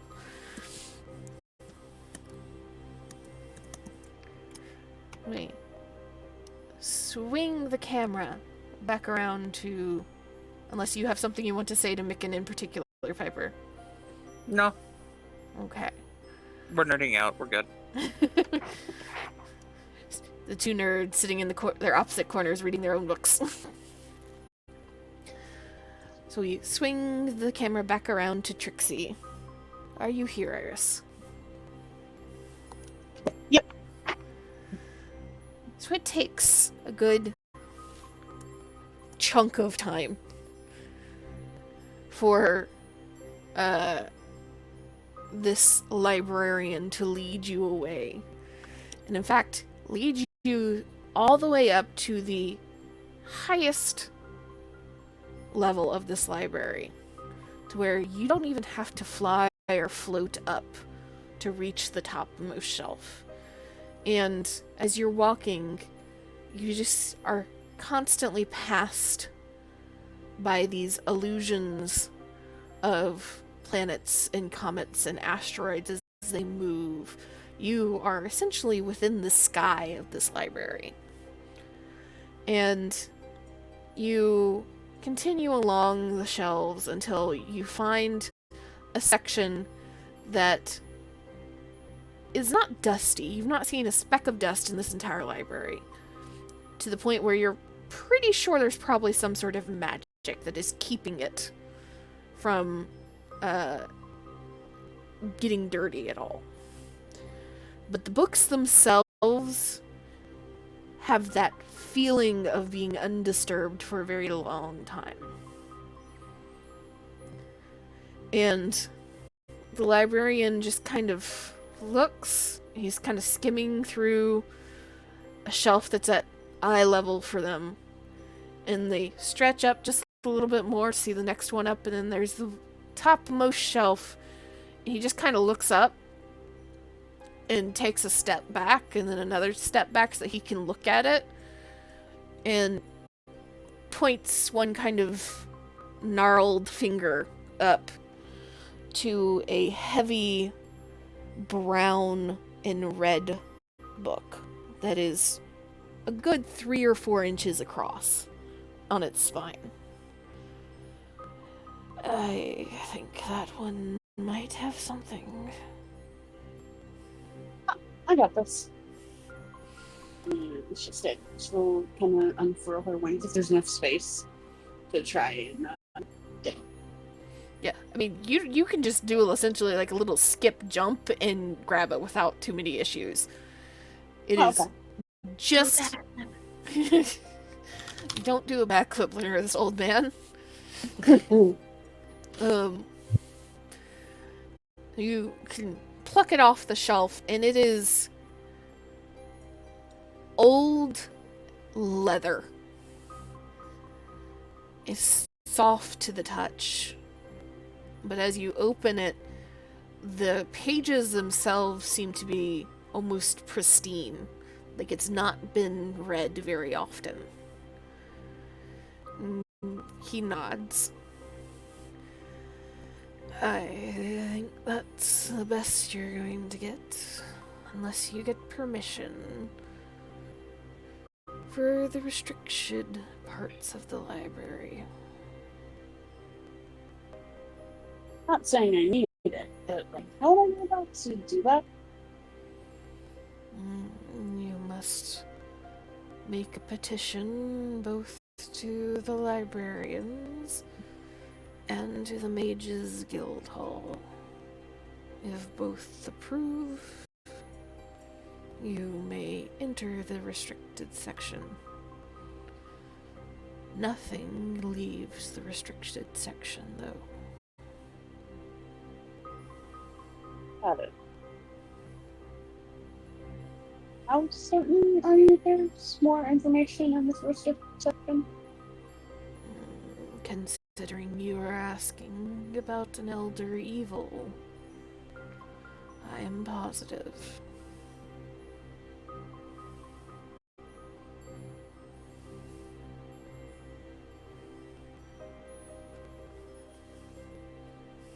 Thanks. What was your name, by the way?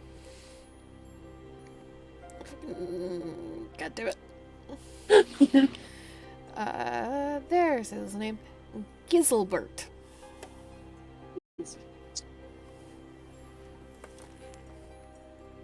Can I get a spelling? Shh. Thank you. Like, what the fuck is a Giselbert? I'm working on it. I love it though.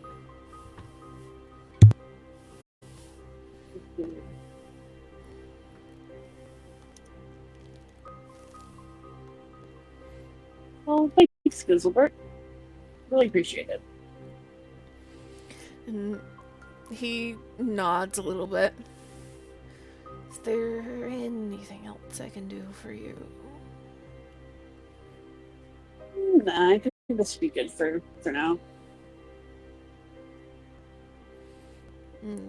He kind of nods his head and plucks the monocle out of his eye, tucks it into a pocket in his robe, and starts to walk away.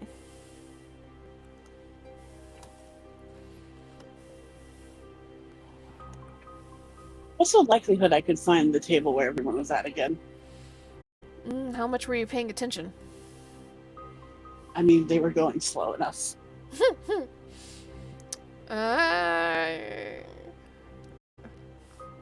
Roll me. Hold on. Let me see what I want. And technically, she's got a bird's eye view too. Yeah, but this is just a fucking maze. You can't see jack shit unless you know where you're looking. True. It's very much like for the best thing I can like in my brain compare it to is like the fucking Harry Potter movies, and you have like the moving staircases. If you look directly down the moving staircase where things are just shifted and blocked off at various random angles, that's what it's like looking down in this library. Roll me a survival or an investigation, your choice.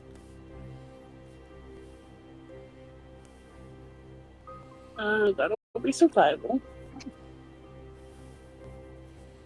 Your DC is low, so you should be good, but just in case. That is not quite what I was looking for. Not that low. Your DC boy. was 8. Oh my god. You know what? Getting lost in the library, that's even more fun. New mission, find Trixie. So you start wandering looking for your friends, and it took you about 20-30 minutes to get up there. You're like, I should be able to get back to them in like 10 max. 25 minutes later, you're like, I don't think I've seen any of this before. I There a don't table recognize nearby? this shit. Is there a table nearby? She's just gonna find a spot. Yeah, you could find a table to sit down. Yeah, they'll find me eventually.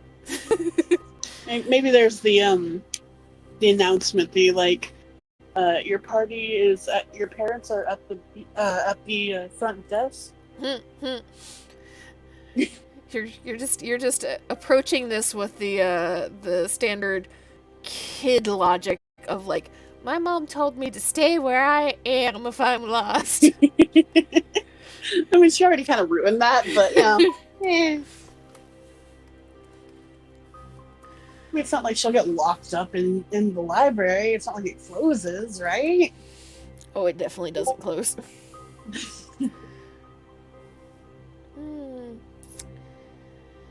Amy is AFK and not being able to take notes, so you are taking notes yourself, ma'am.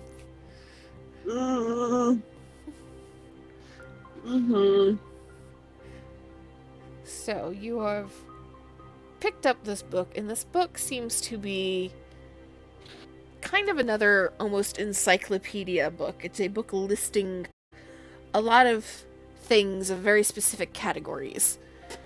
And the sailor is cute.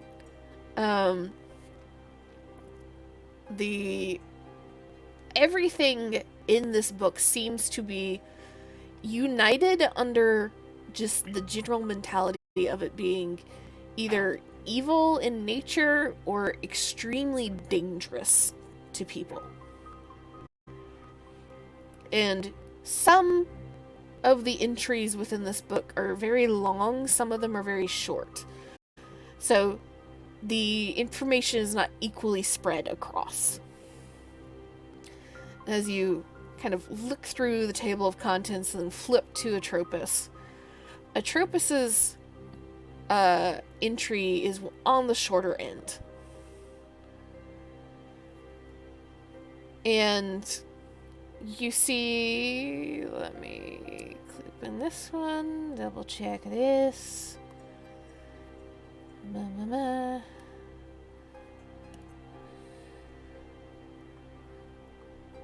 More tabs. Let me close some of these other tabs so I can see what I'm clicking on.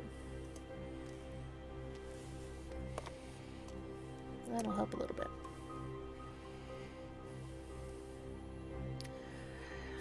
So you see Atropos listed as the primary name, and immediately under that you see two alternative names also listed. One is the World-Born Dead. The second is simply the Hunger.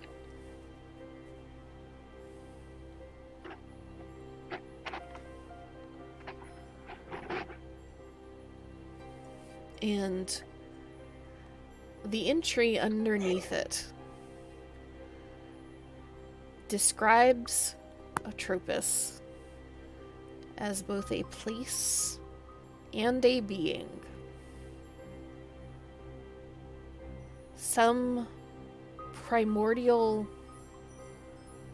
or deity or titan, you're not fully sure which. Nobody is.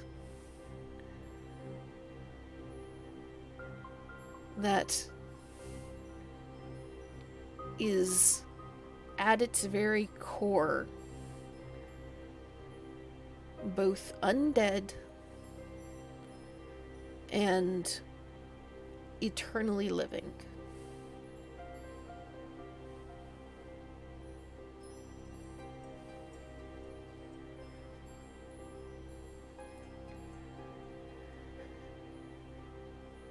They list a theory about the creation of Atropos as being linked to or connected to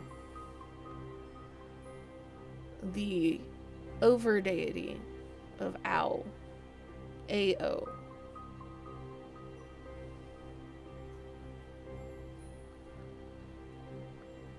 though nobody is even fully certain if that's possible, as you've heard owl before, and that's one of those, even for followers of kind of the more broader, looser interpretations of deities and worship, owl is still a little bit out there. Just a little too big, a little bit too much of a concept.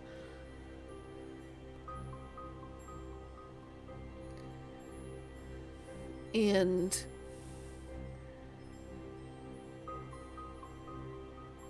it is said to be a harbinger of death and destruction.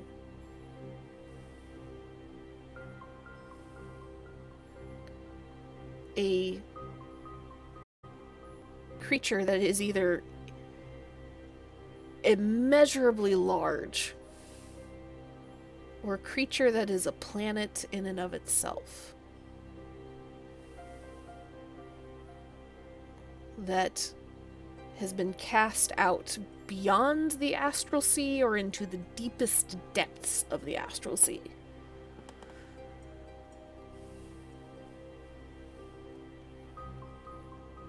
Can you repeat that, please? So it is a being or creature that, from the guesstimate of this section that you're reading, has either been cast out beyond the astral sea or into the deepest depths of it.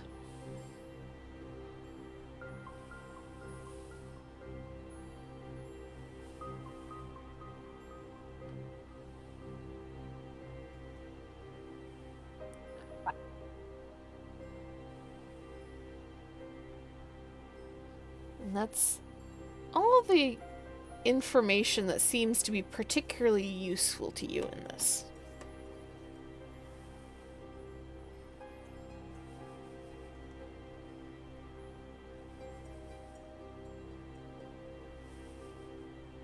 Interesting. Very interesting. We get to go see a dead god in space. Just a story.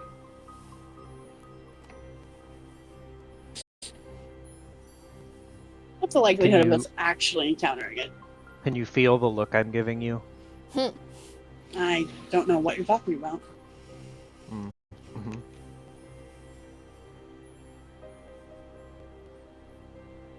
And Joe, you did write down the books that you got from Elmander's, right? I did. Let me see. I believe I have them. Where are they? I've got the map of Doom Space with extra detail, the map of Doom Space that has the most accurate things on it. Book of Elder Evils. That is the book that I got. Hmm.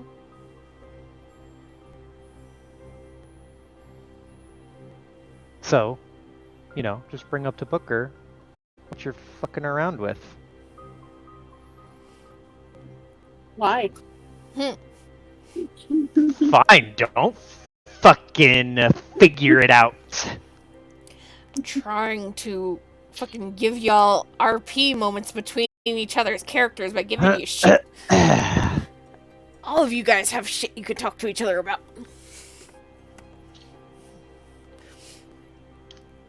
But Well, Iris is or Trixie is currently fucking lost. In the middle of nowhere. Trixie is lost. Eventually, Button and Booker do reach the bottom of their Doom Space pile. As Button is currently unavailable at the moment, it is Booker's decision as to what happens. Oh boy. Gets like stands up, just I need to stretch my legs. I can't feel my brain. Rubbing his head, massaging his temples. and then looking around and noticing it's just him and Button. And then does a circle. How long has it been since Trixie's been gone? Like 20, you said a little bit over half hour? It's been probably a solid hour at this point since Trixie has been gone. Because it took Trixie a half hour to get where she went, and then another 25 minutes to realize she was lost. And what was it Trixie said? She said, yeah, I'm just gonna go look at something, or I'll be right back. What was it? I think she was going to go look at something. Something negligible, something like very casual. Like, yeah, I'm gonna go right over here. No big deal. Check something out real quick. Yeah. I'll be right back. I'm gonna go look something. Alright. You have a question on what happened? Is Trixie dead? Yeah. No. Trixie found information. Okay, cool. Trixie is currently lost, but It's been found like, what, information. an hour? Yes. It's been an hour, and Button and Booker, between the two of them, have reached the bottom of the pile. And Booker said his brain hurts from reading so much, and he needs to get up and stretch his legs, and then did like a full 360 look around, saw that Trixie is still fucking gone, and is like, alright, where's the moth? Wow. He said his brain hurts from reading. Is he a real nerd? Like, just saying. Button is going to look up and like turn left, turn right, stand up on their chair, do a full 360, turn back to Booker. Uh-oh. Oh boy, think she's we either have causing lost. trouble or in trouble. We have lost the Trixie. This is not ideal. We're also down one wizard and one plant. But I'm not as worried about them. This is even more unideal. Just rubs his face. Alright. Well, how hard can it be to find a 6.5 foot tall moth? She likes to go places you will not expect. Booker does a little hand gesture like, go on. We almost lost her on the tyrant ship. She found a small crevice. Okay, so you're saying to look in small crevices? Look up first. Booker will... Can he just float up to the top of the bookshelf from any position, or does he have to be at a specific spot? You can essentially float up from any position. Essentially, the magic is you touch the shelf, and it gives you a moment of levitation. So long as you can either are continuing to touch the shelf, or touching the shelf as soon as you start to feel yourself float back down, you can float. Then, yeah, Booker will just leave his pile of books there, and then, having read all of that stuff and garnered a bunch of information, will touch the bookshelf and then just very gingerly float himself up and start doing a little spin look around to see if he can find where Trixie's at. Button will join. They are taking their notes that they have, the book that they are writing on Doomspace, essentially. Fucking rolled that shit up, stuffed it in a tube, put it in their backpack. All set. Okay, time to find Trixie. So the two of you begin searching. D20s, both of you. I'm taking the highest one. All right, Joe, you got this. Let's go! Hey! I fucking told you! Ba-na-na-na! So then, roll me a d4 really fast. Oh. Whoop. Aw. So as you are kind of floating above, you float almost directly over this bookcase that you were beside, and end up over on the other side of it, and you realize as you look down, you are definitely on the 3rd floor, not the 2nd floor, as the other side of this bookcase goes all the way down to the 1st floor. And almost a dead drop, just enough because you're not quite expecting it, that you feel just that little tiny drop in your stomach, like, oh god. And you kind of go back against the shelf a little bit to, like, make sure that you still have levitation up, give it another good tap, and start moving along this bookshelf, realizing you have a slightly better vantage point. And you don't find the moth first. You do find a corner down on the 1st floor where you spot a Micken hunched over a very large book. And as you get a little bit closer, the bright kind of pinkish red flower of Liliana in the shadows of this shelf. This shelf desk, I should say. Booker will sneak up on, really, like, not trying to sneak up on Liliana, but a little bit trying to sneak up on Micken.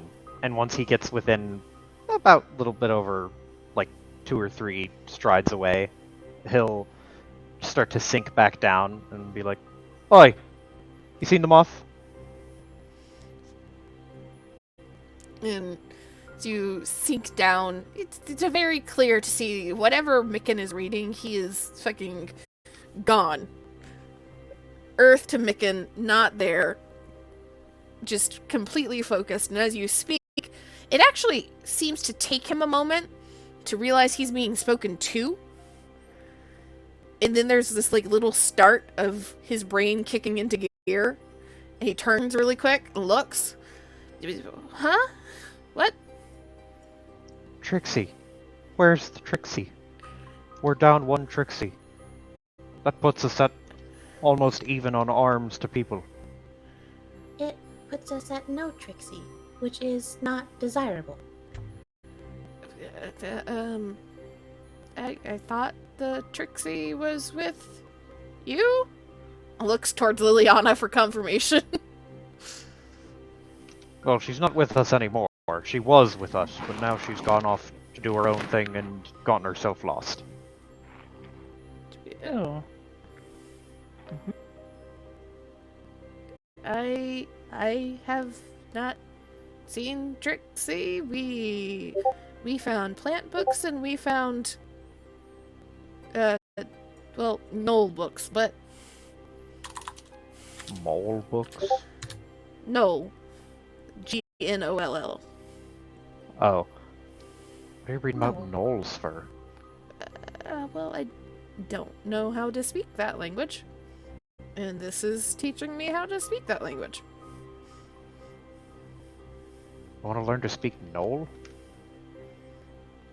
Booker it's- asks, like, very confused.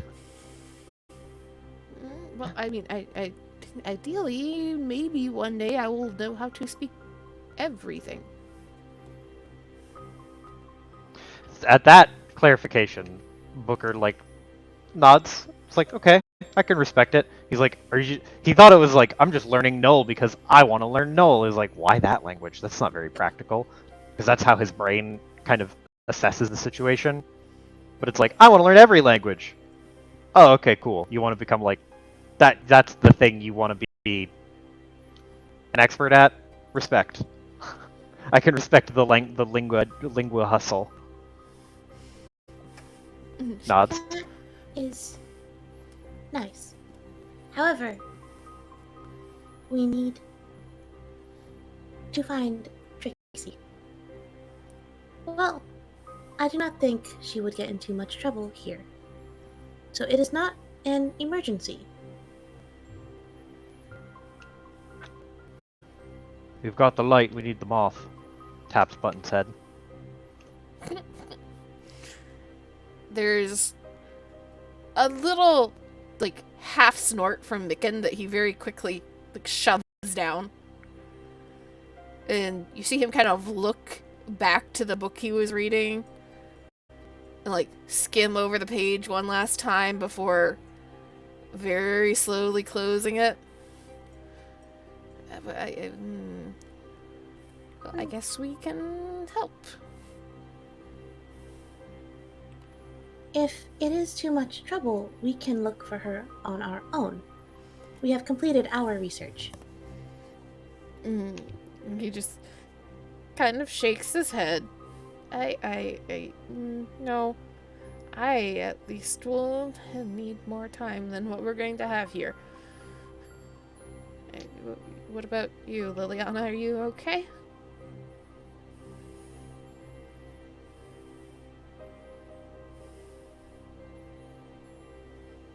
Peppa? Sorry. Sorry, I'm still a little exhausted. What happened? Micken was just double checking and seeing if Liliana was okay or if she wanted to, like, stay and read more. Oh, I am free to go whenever. He nods and slowly stands up. Return to mount. Return to mount. Micken Mount? Or the new one? She looks around. And then she'll pick Booker. She'll hop back on Booker. When in doubt, stick with tank. Tanky-ish. Kinda tank. Pseudo-tank. I think Button's more of a tank. Well, I can't hop on you. Too short, too close to the ground. Too close. No, there's no point. I mean, do you know where she was going? What she was looking for? In true Trixie fashion, she said she was going to go look at something, and then went to go look at it without telling no one what it was. Oh, we might be able to contact a librarian for assistance. They are good at finding things in libraries. That might extend to Trixies. I'm not certain, though. Booker doesn't look very confident, but just shrugs. That's worth a shot. Worst they could tell us is that they don't fucking know where the moth went. I think when we describe her, we need to be more specific than just a moth. He nods. Button nods. Tap bookshelf. Whoop. To the nearest star. So you head up and touch a star.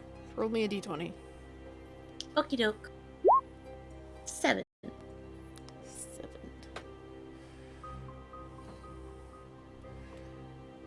As you kind of descend back down to the ground, waiting patiently for somebody to come and help. It takes a moment or two, and you see yet another person come around a corner in the navy blue, of which you are all quickly assuming to be the librarian, almost a uniform. Rather than the kinku or the old man, this is a very, very tall, very broad half-orc that has half-moon glasses sat low on his nose. And he walks up, moving with a decent pace, and kind of squints at everyone through his glasses. Is there anything I can do for you? We're looking for a 6.5 foot tall white moth lady. 4 arms, perky attitude. Vaguely green. We have lost our friend. We wanted to know if you have seen her. Or if there's a way to track someone down. As Booker immediately launches into this description, you see a brow raise, and there's just that half second of like, what the fuck are you talking about, before Button gives the context.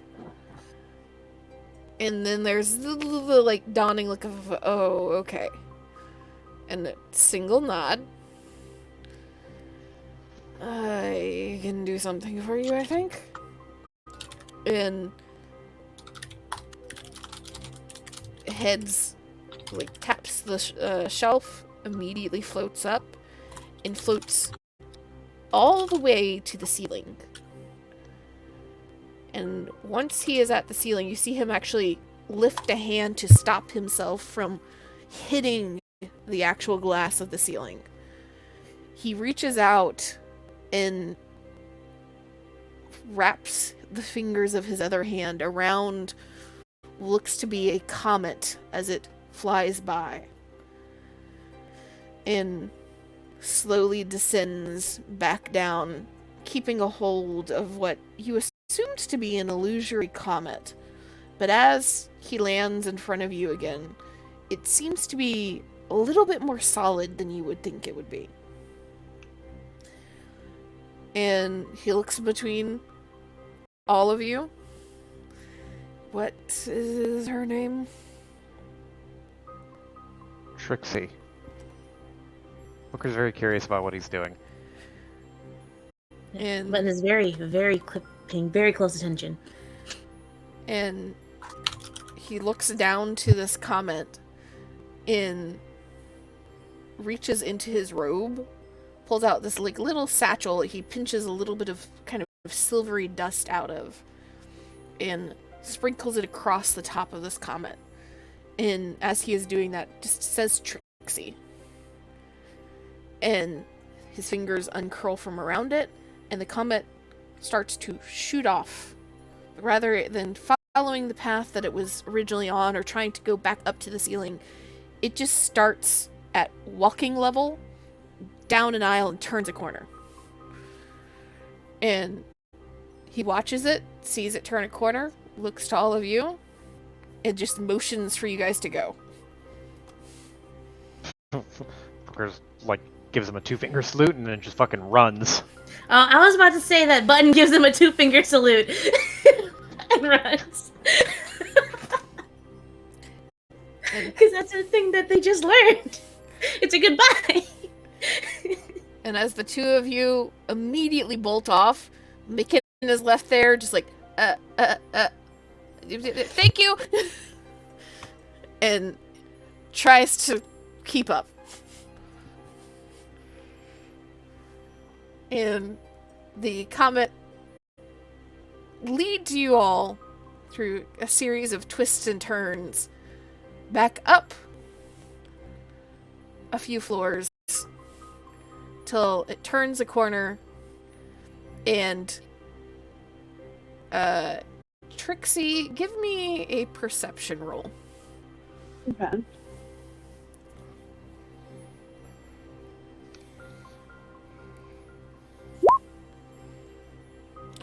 Yeah, you're sitting there reading the last little bits of this section on Atropos in this book, and you just hear motion.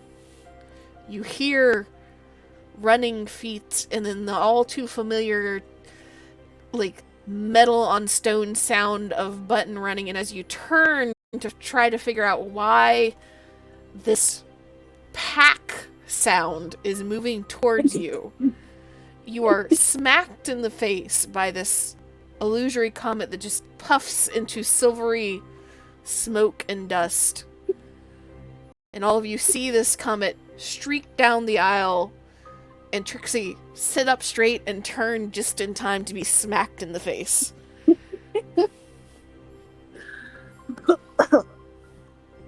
The heck?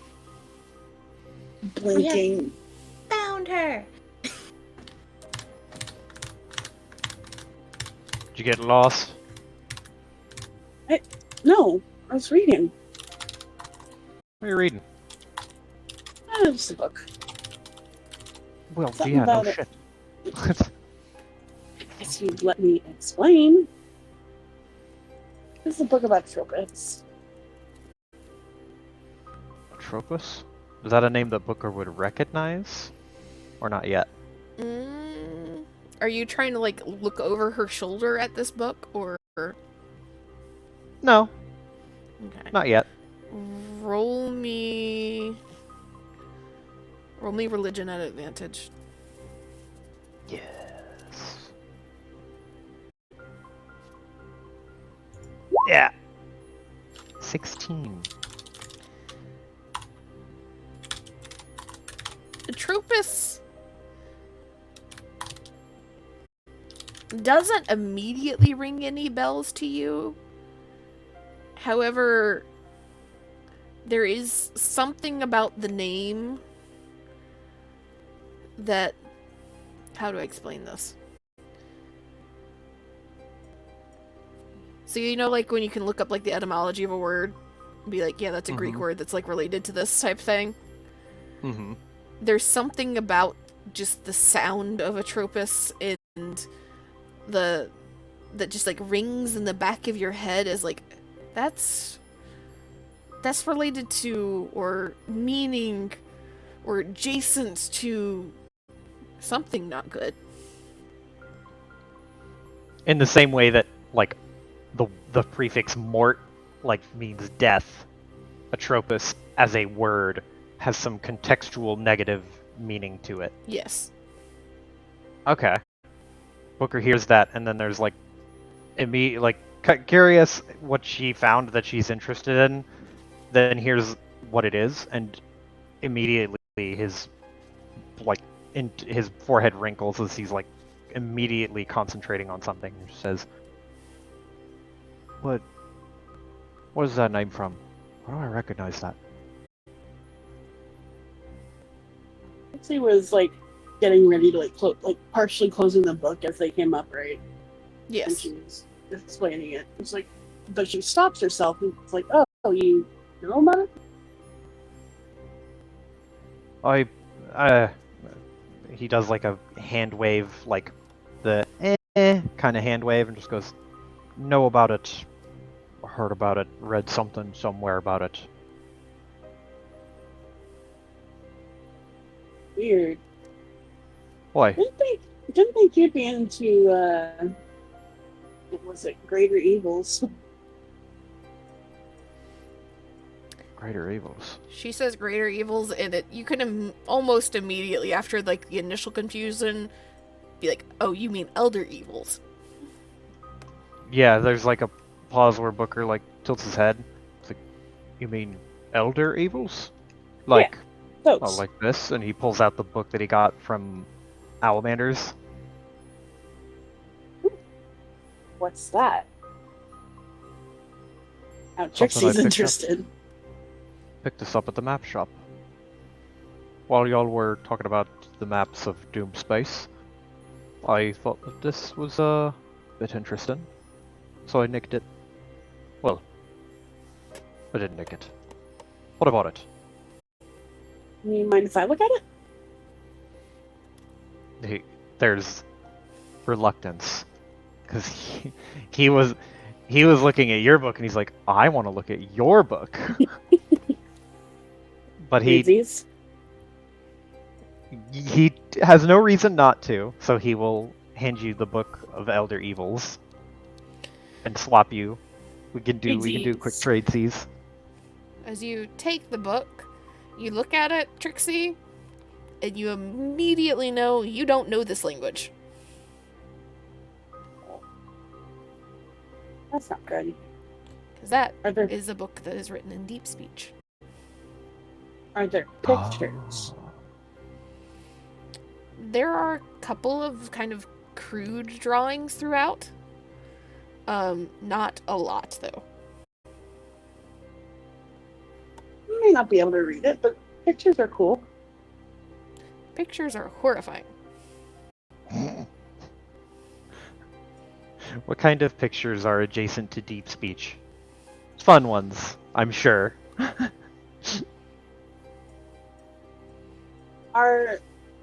So the collection of books that Trixie got, those are essentially like just mythos stuff, right? Yeah. So, kind of a combination of myths of like either overarching myths or myths of specific deities, or like there's one or two in there that seem to be possibly like how to worship, like kind of what the dogma and like requirements of certain gods and goddesses are, you know, what their symbols are, like a little bit of that. It's kind of a combination of that, but all of it's meant to be largely easier to read. You assume to be either for like the storyteller to tell the story to a group like a bard, or to allow younger individuals to read them and understand some of these more complex stories of the gods. So I assume Trixie would just skim through the book Booker gave her because she can't read it.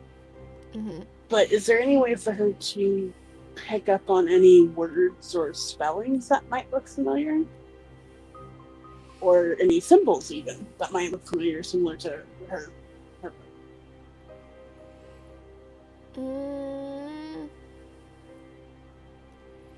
You can roll me a religion check really fast.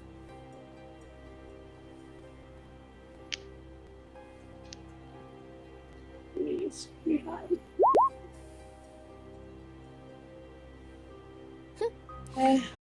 Could be worse. Well, that's a nat 20, but it took you down to a 19. Oh, I thought it was a 10. Nah, that's a nat 20. Oh, cool.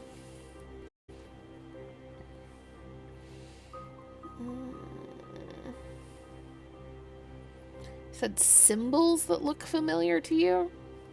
Yeah, she's essentially trying to find like pages that she would, if she could read it, she thinks she would be interested in. Because she's gonna have Booker translate for her, essentially, or teacher maybe if he's nice enough.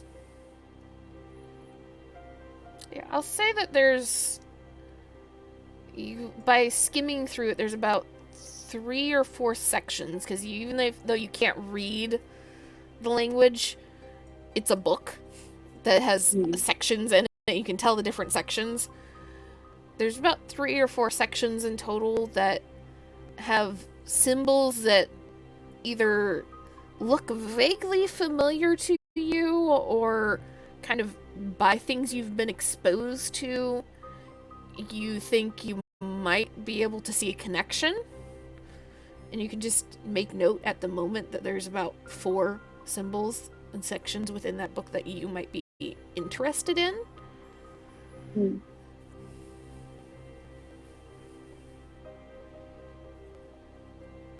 In Booker, this is the book that you were given again is like an encyclopedia kind of evil aligned or dangerous creatures and beings. And the section that Trixie kind of hands to you half open does have Atropos on it. Am I able to glean anything new about it after what I've consumed from... Well, I haven't really sat down to read the Elder Evils book anyway. You've not read that at all. So... Yeah.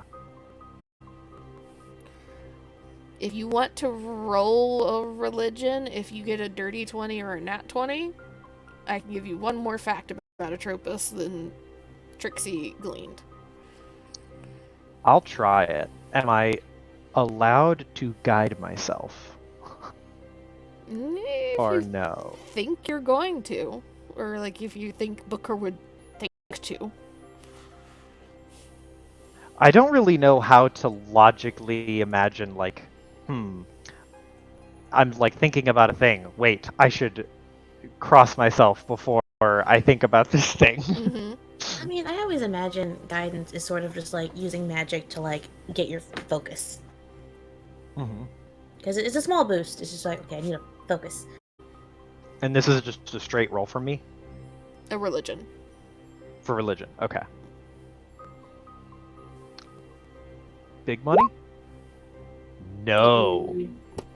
So, I mean, if you're skimming through this, you get the same things that Trixie got, essentially. Booker makes a mental note to come back to this at a later date. Interesting. Yeah. Yeah, I can't read any of this. Booker looks up and forgets for a second that the book is in a very esoteric language, and he'll reach back out and swap for swapsies again. She'll beforehand. She'll be a little like not reluctant, but kind of like hold it off to the side for that. Mind translating at some point. Sure. Once I get through it, I'll take notes. I'll give you my notes. I'll make sure to highlight anything worth knowing. Sweet. Swap books back. By the way, these are pages that I was confused in. I'll remember too, but I'll have to Maybe pay you'd be that one interested. another visit. After I get through this. oh, this isn't mine. This is from the library.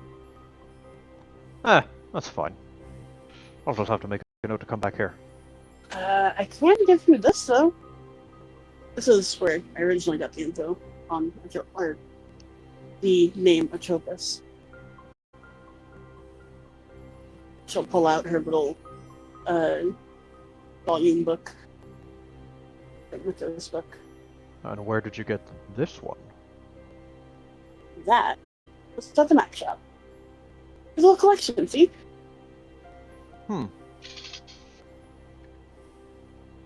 He looks at it and turns it over. Sees the passage you have. I imagine you handed it to him with like your finger on the passage, so Well, he'll just look at it. Essentially, what it is she has a box full of small booklets, essentially. And this first one Oh. that she picked up was the origin story. Gotcha. So there's an entire, there's still another box of several more. Would you look at that? Well, And hold on, because you have shifted your shit around, Joe. Does Booker still have Celestial? I believe so. I did not change his background at all, so he still would have. Let me check his background. Yes. No. He has Infernal. Did I have Celestial before? Yeah, you had Celestial at some point because it ended up on my sheet. Huh. I don't know if I don't think I lost any languages. Well, Does- if you don't currently have Celestial, then you would be like, if you skim through really fast, you would see that there's a name in a language you don't know how to speak. Those are different letters. Ah, okay. I have my languages on this sheet wrong. That's my bad. So none of the languages should be Celestial, Primordial, and Deep Speech. Why do I have fucking Infernal and 3 Kreen on here? Oh, that's from that's Nevelier. from fucking Nevelier, yeah. Okay, so if you see Celestial, then you would see that Atropos is written in Celestial rather than Common. Oh, that seems a little weird. Huh. We myths are like that. Just kind of shrug.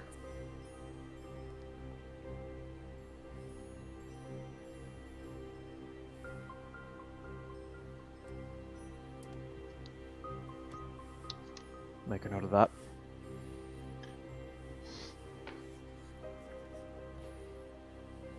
Well, if you're all done here, we're all wrapped up as well. Figuring we can head to either the Mages Guild or take a little break, head to the Rock Rat. Trixie will lean around Booker and look at Button. You slide your glasses back in. Leave me alone. Okay, why do I Amy have my listed camera on? body button. Fuck you guys, okay? I was looking at something and I heard that and then like attention, whatever, okay? Button turns to look at Trixie. Got any good info? Yes. I have a scroll. I have written. How long is that scroll?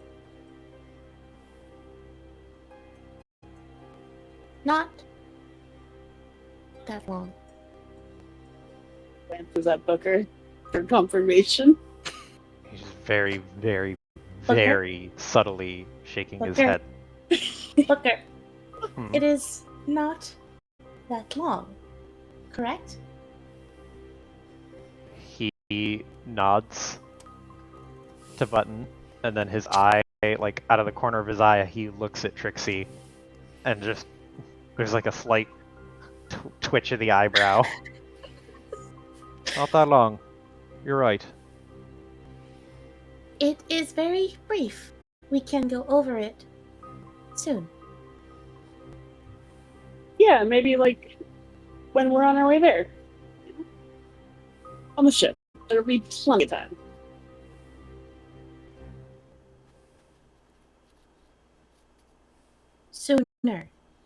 Sooner. Sooner. It is good to have ample time.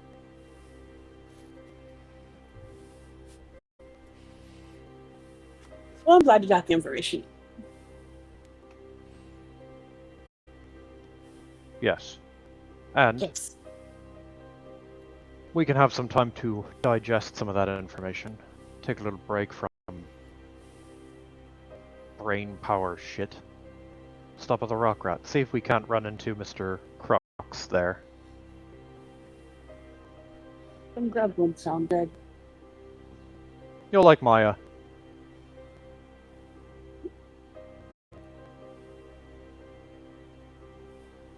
She's at the Rock Rat. You guys really know your way around this sort of stuff.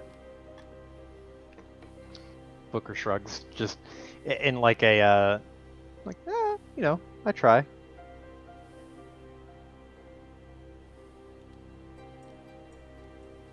Sounds good to me. What about you two? Leaning further to Vicky and Liliana, which I assume weren't behind Button. Yeah, Micken was at the very back of the pack, a little winded when he had to come running around the corner. He's kind of like leaning against one of the bookshelves. Kind of this awkward angle as he is starting to float, but he is resisting the floating right now. I mean, I guess some food would be good.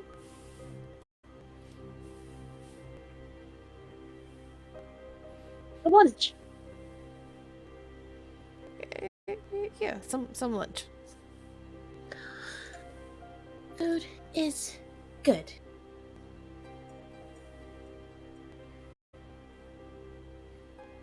Or so I have been told.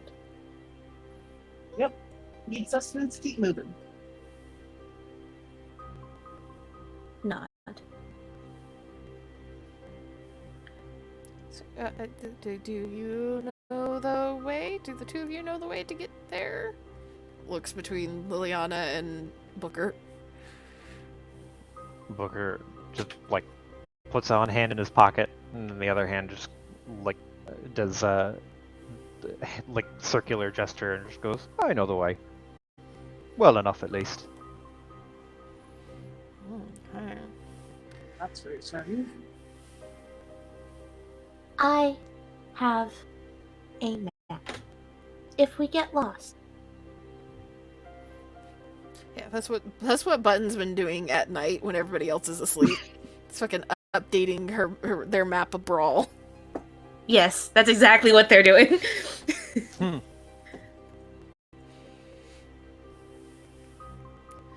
And to the Rock Rat, then, I guess.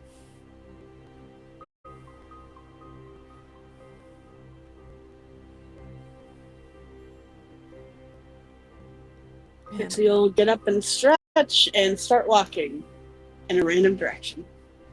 Button is going to mimic Trixie's movements of getting up and stretching before following after her. I imagine Micken, like, blinks, looks at the two of them, like, grabs, because Button was the closest, grabs Button by the edge of the hat to stop the forward momentum. No.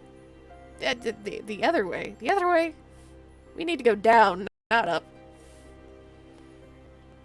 Right. Bring me back. Oh. Birds. I have a request. Shoot.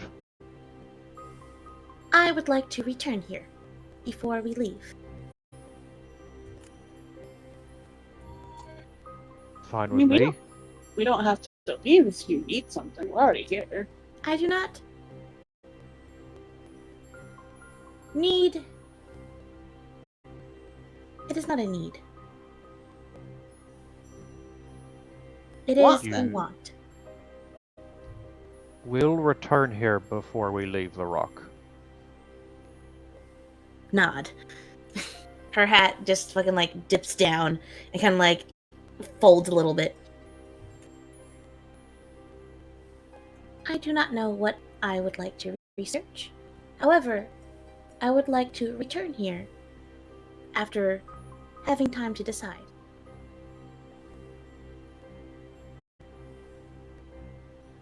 I think that's fair. Seems To fine be with honest, me. I might want to come back at some point too. Booger slow head turn to Trixie. You want to come back to a library? I mean, what if I find another really cool name in one of these books, huh? Oh, well, fair enough, I guess. Plus, I didn't even look at their legends section.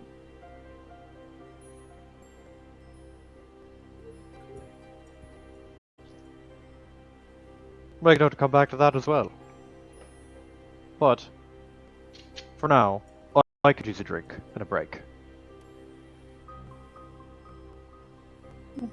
I thought this was a break. It was a break until I ended up using way too much brain power. I thought you'd be right at home here, considering how much of a nerd you are. He just... It's a very blasé look at She's grinning. Trixie.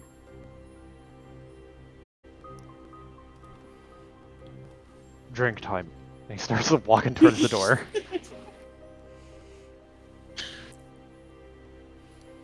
Okay, so last thing I'm going to need is I need a D12 from somebody. Call it. Damn it. Okay.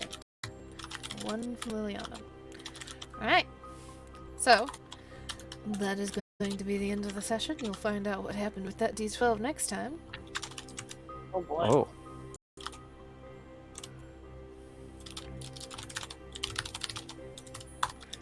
And that is the Library of the Spheres. It's so fucking cool. Library session!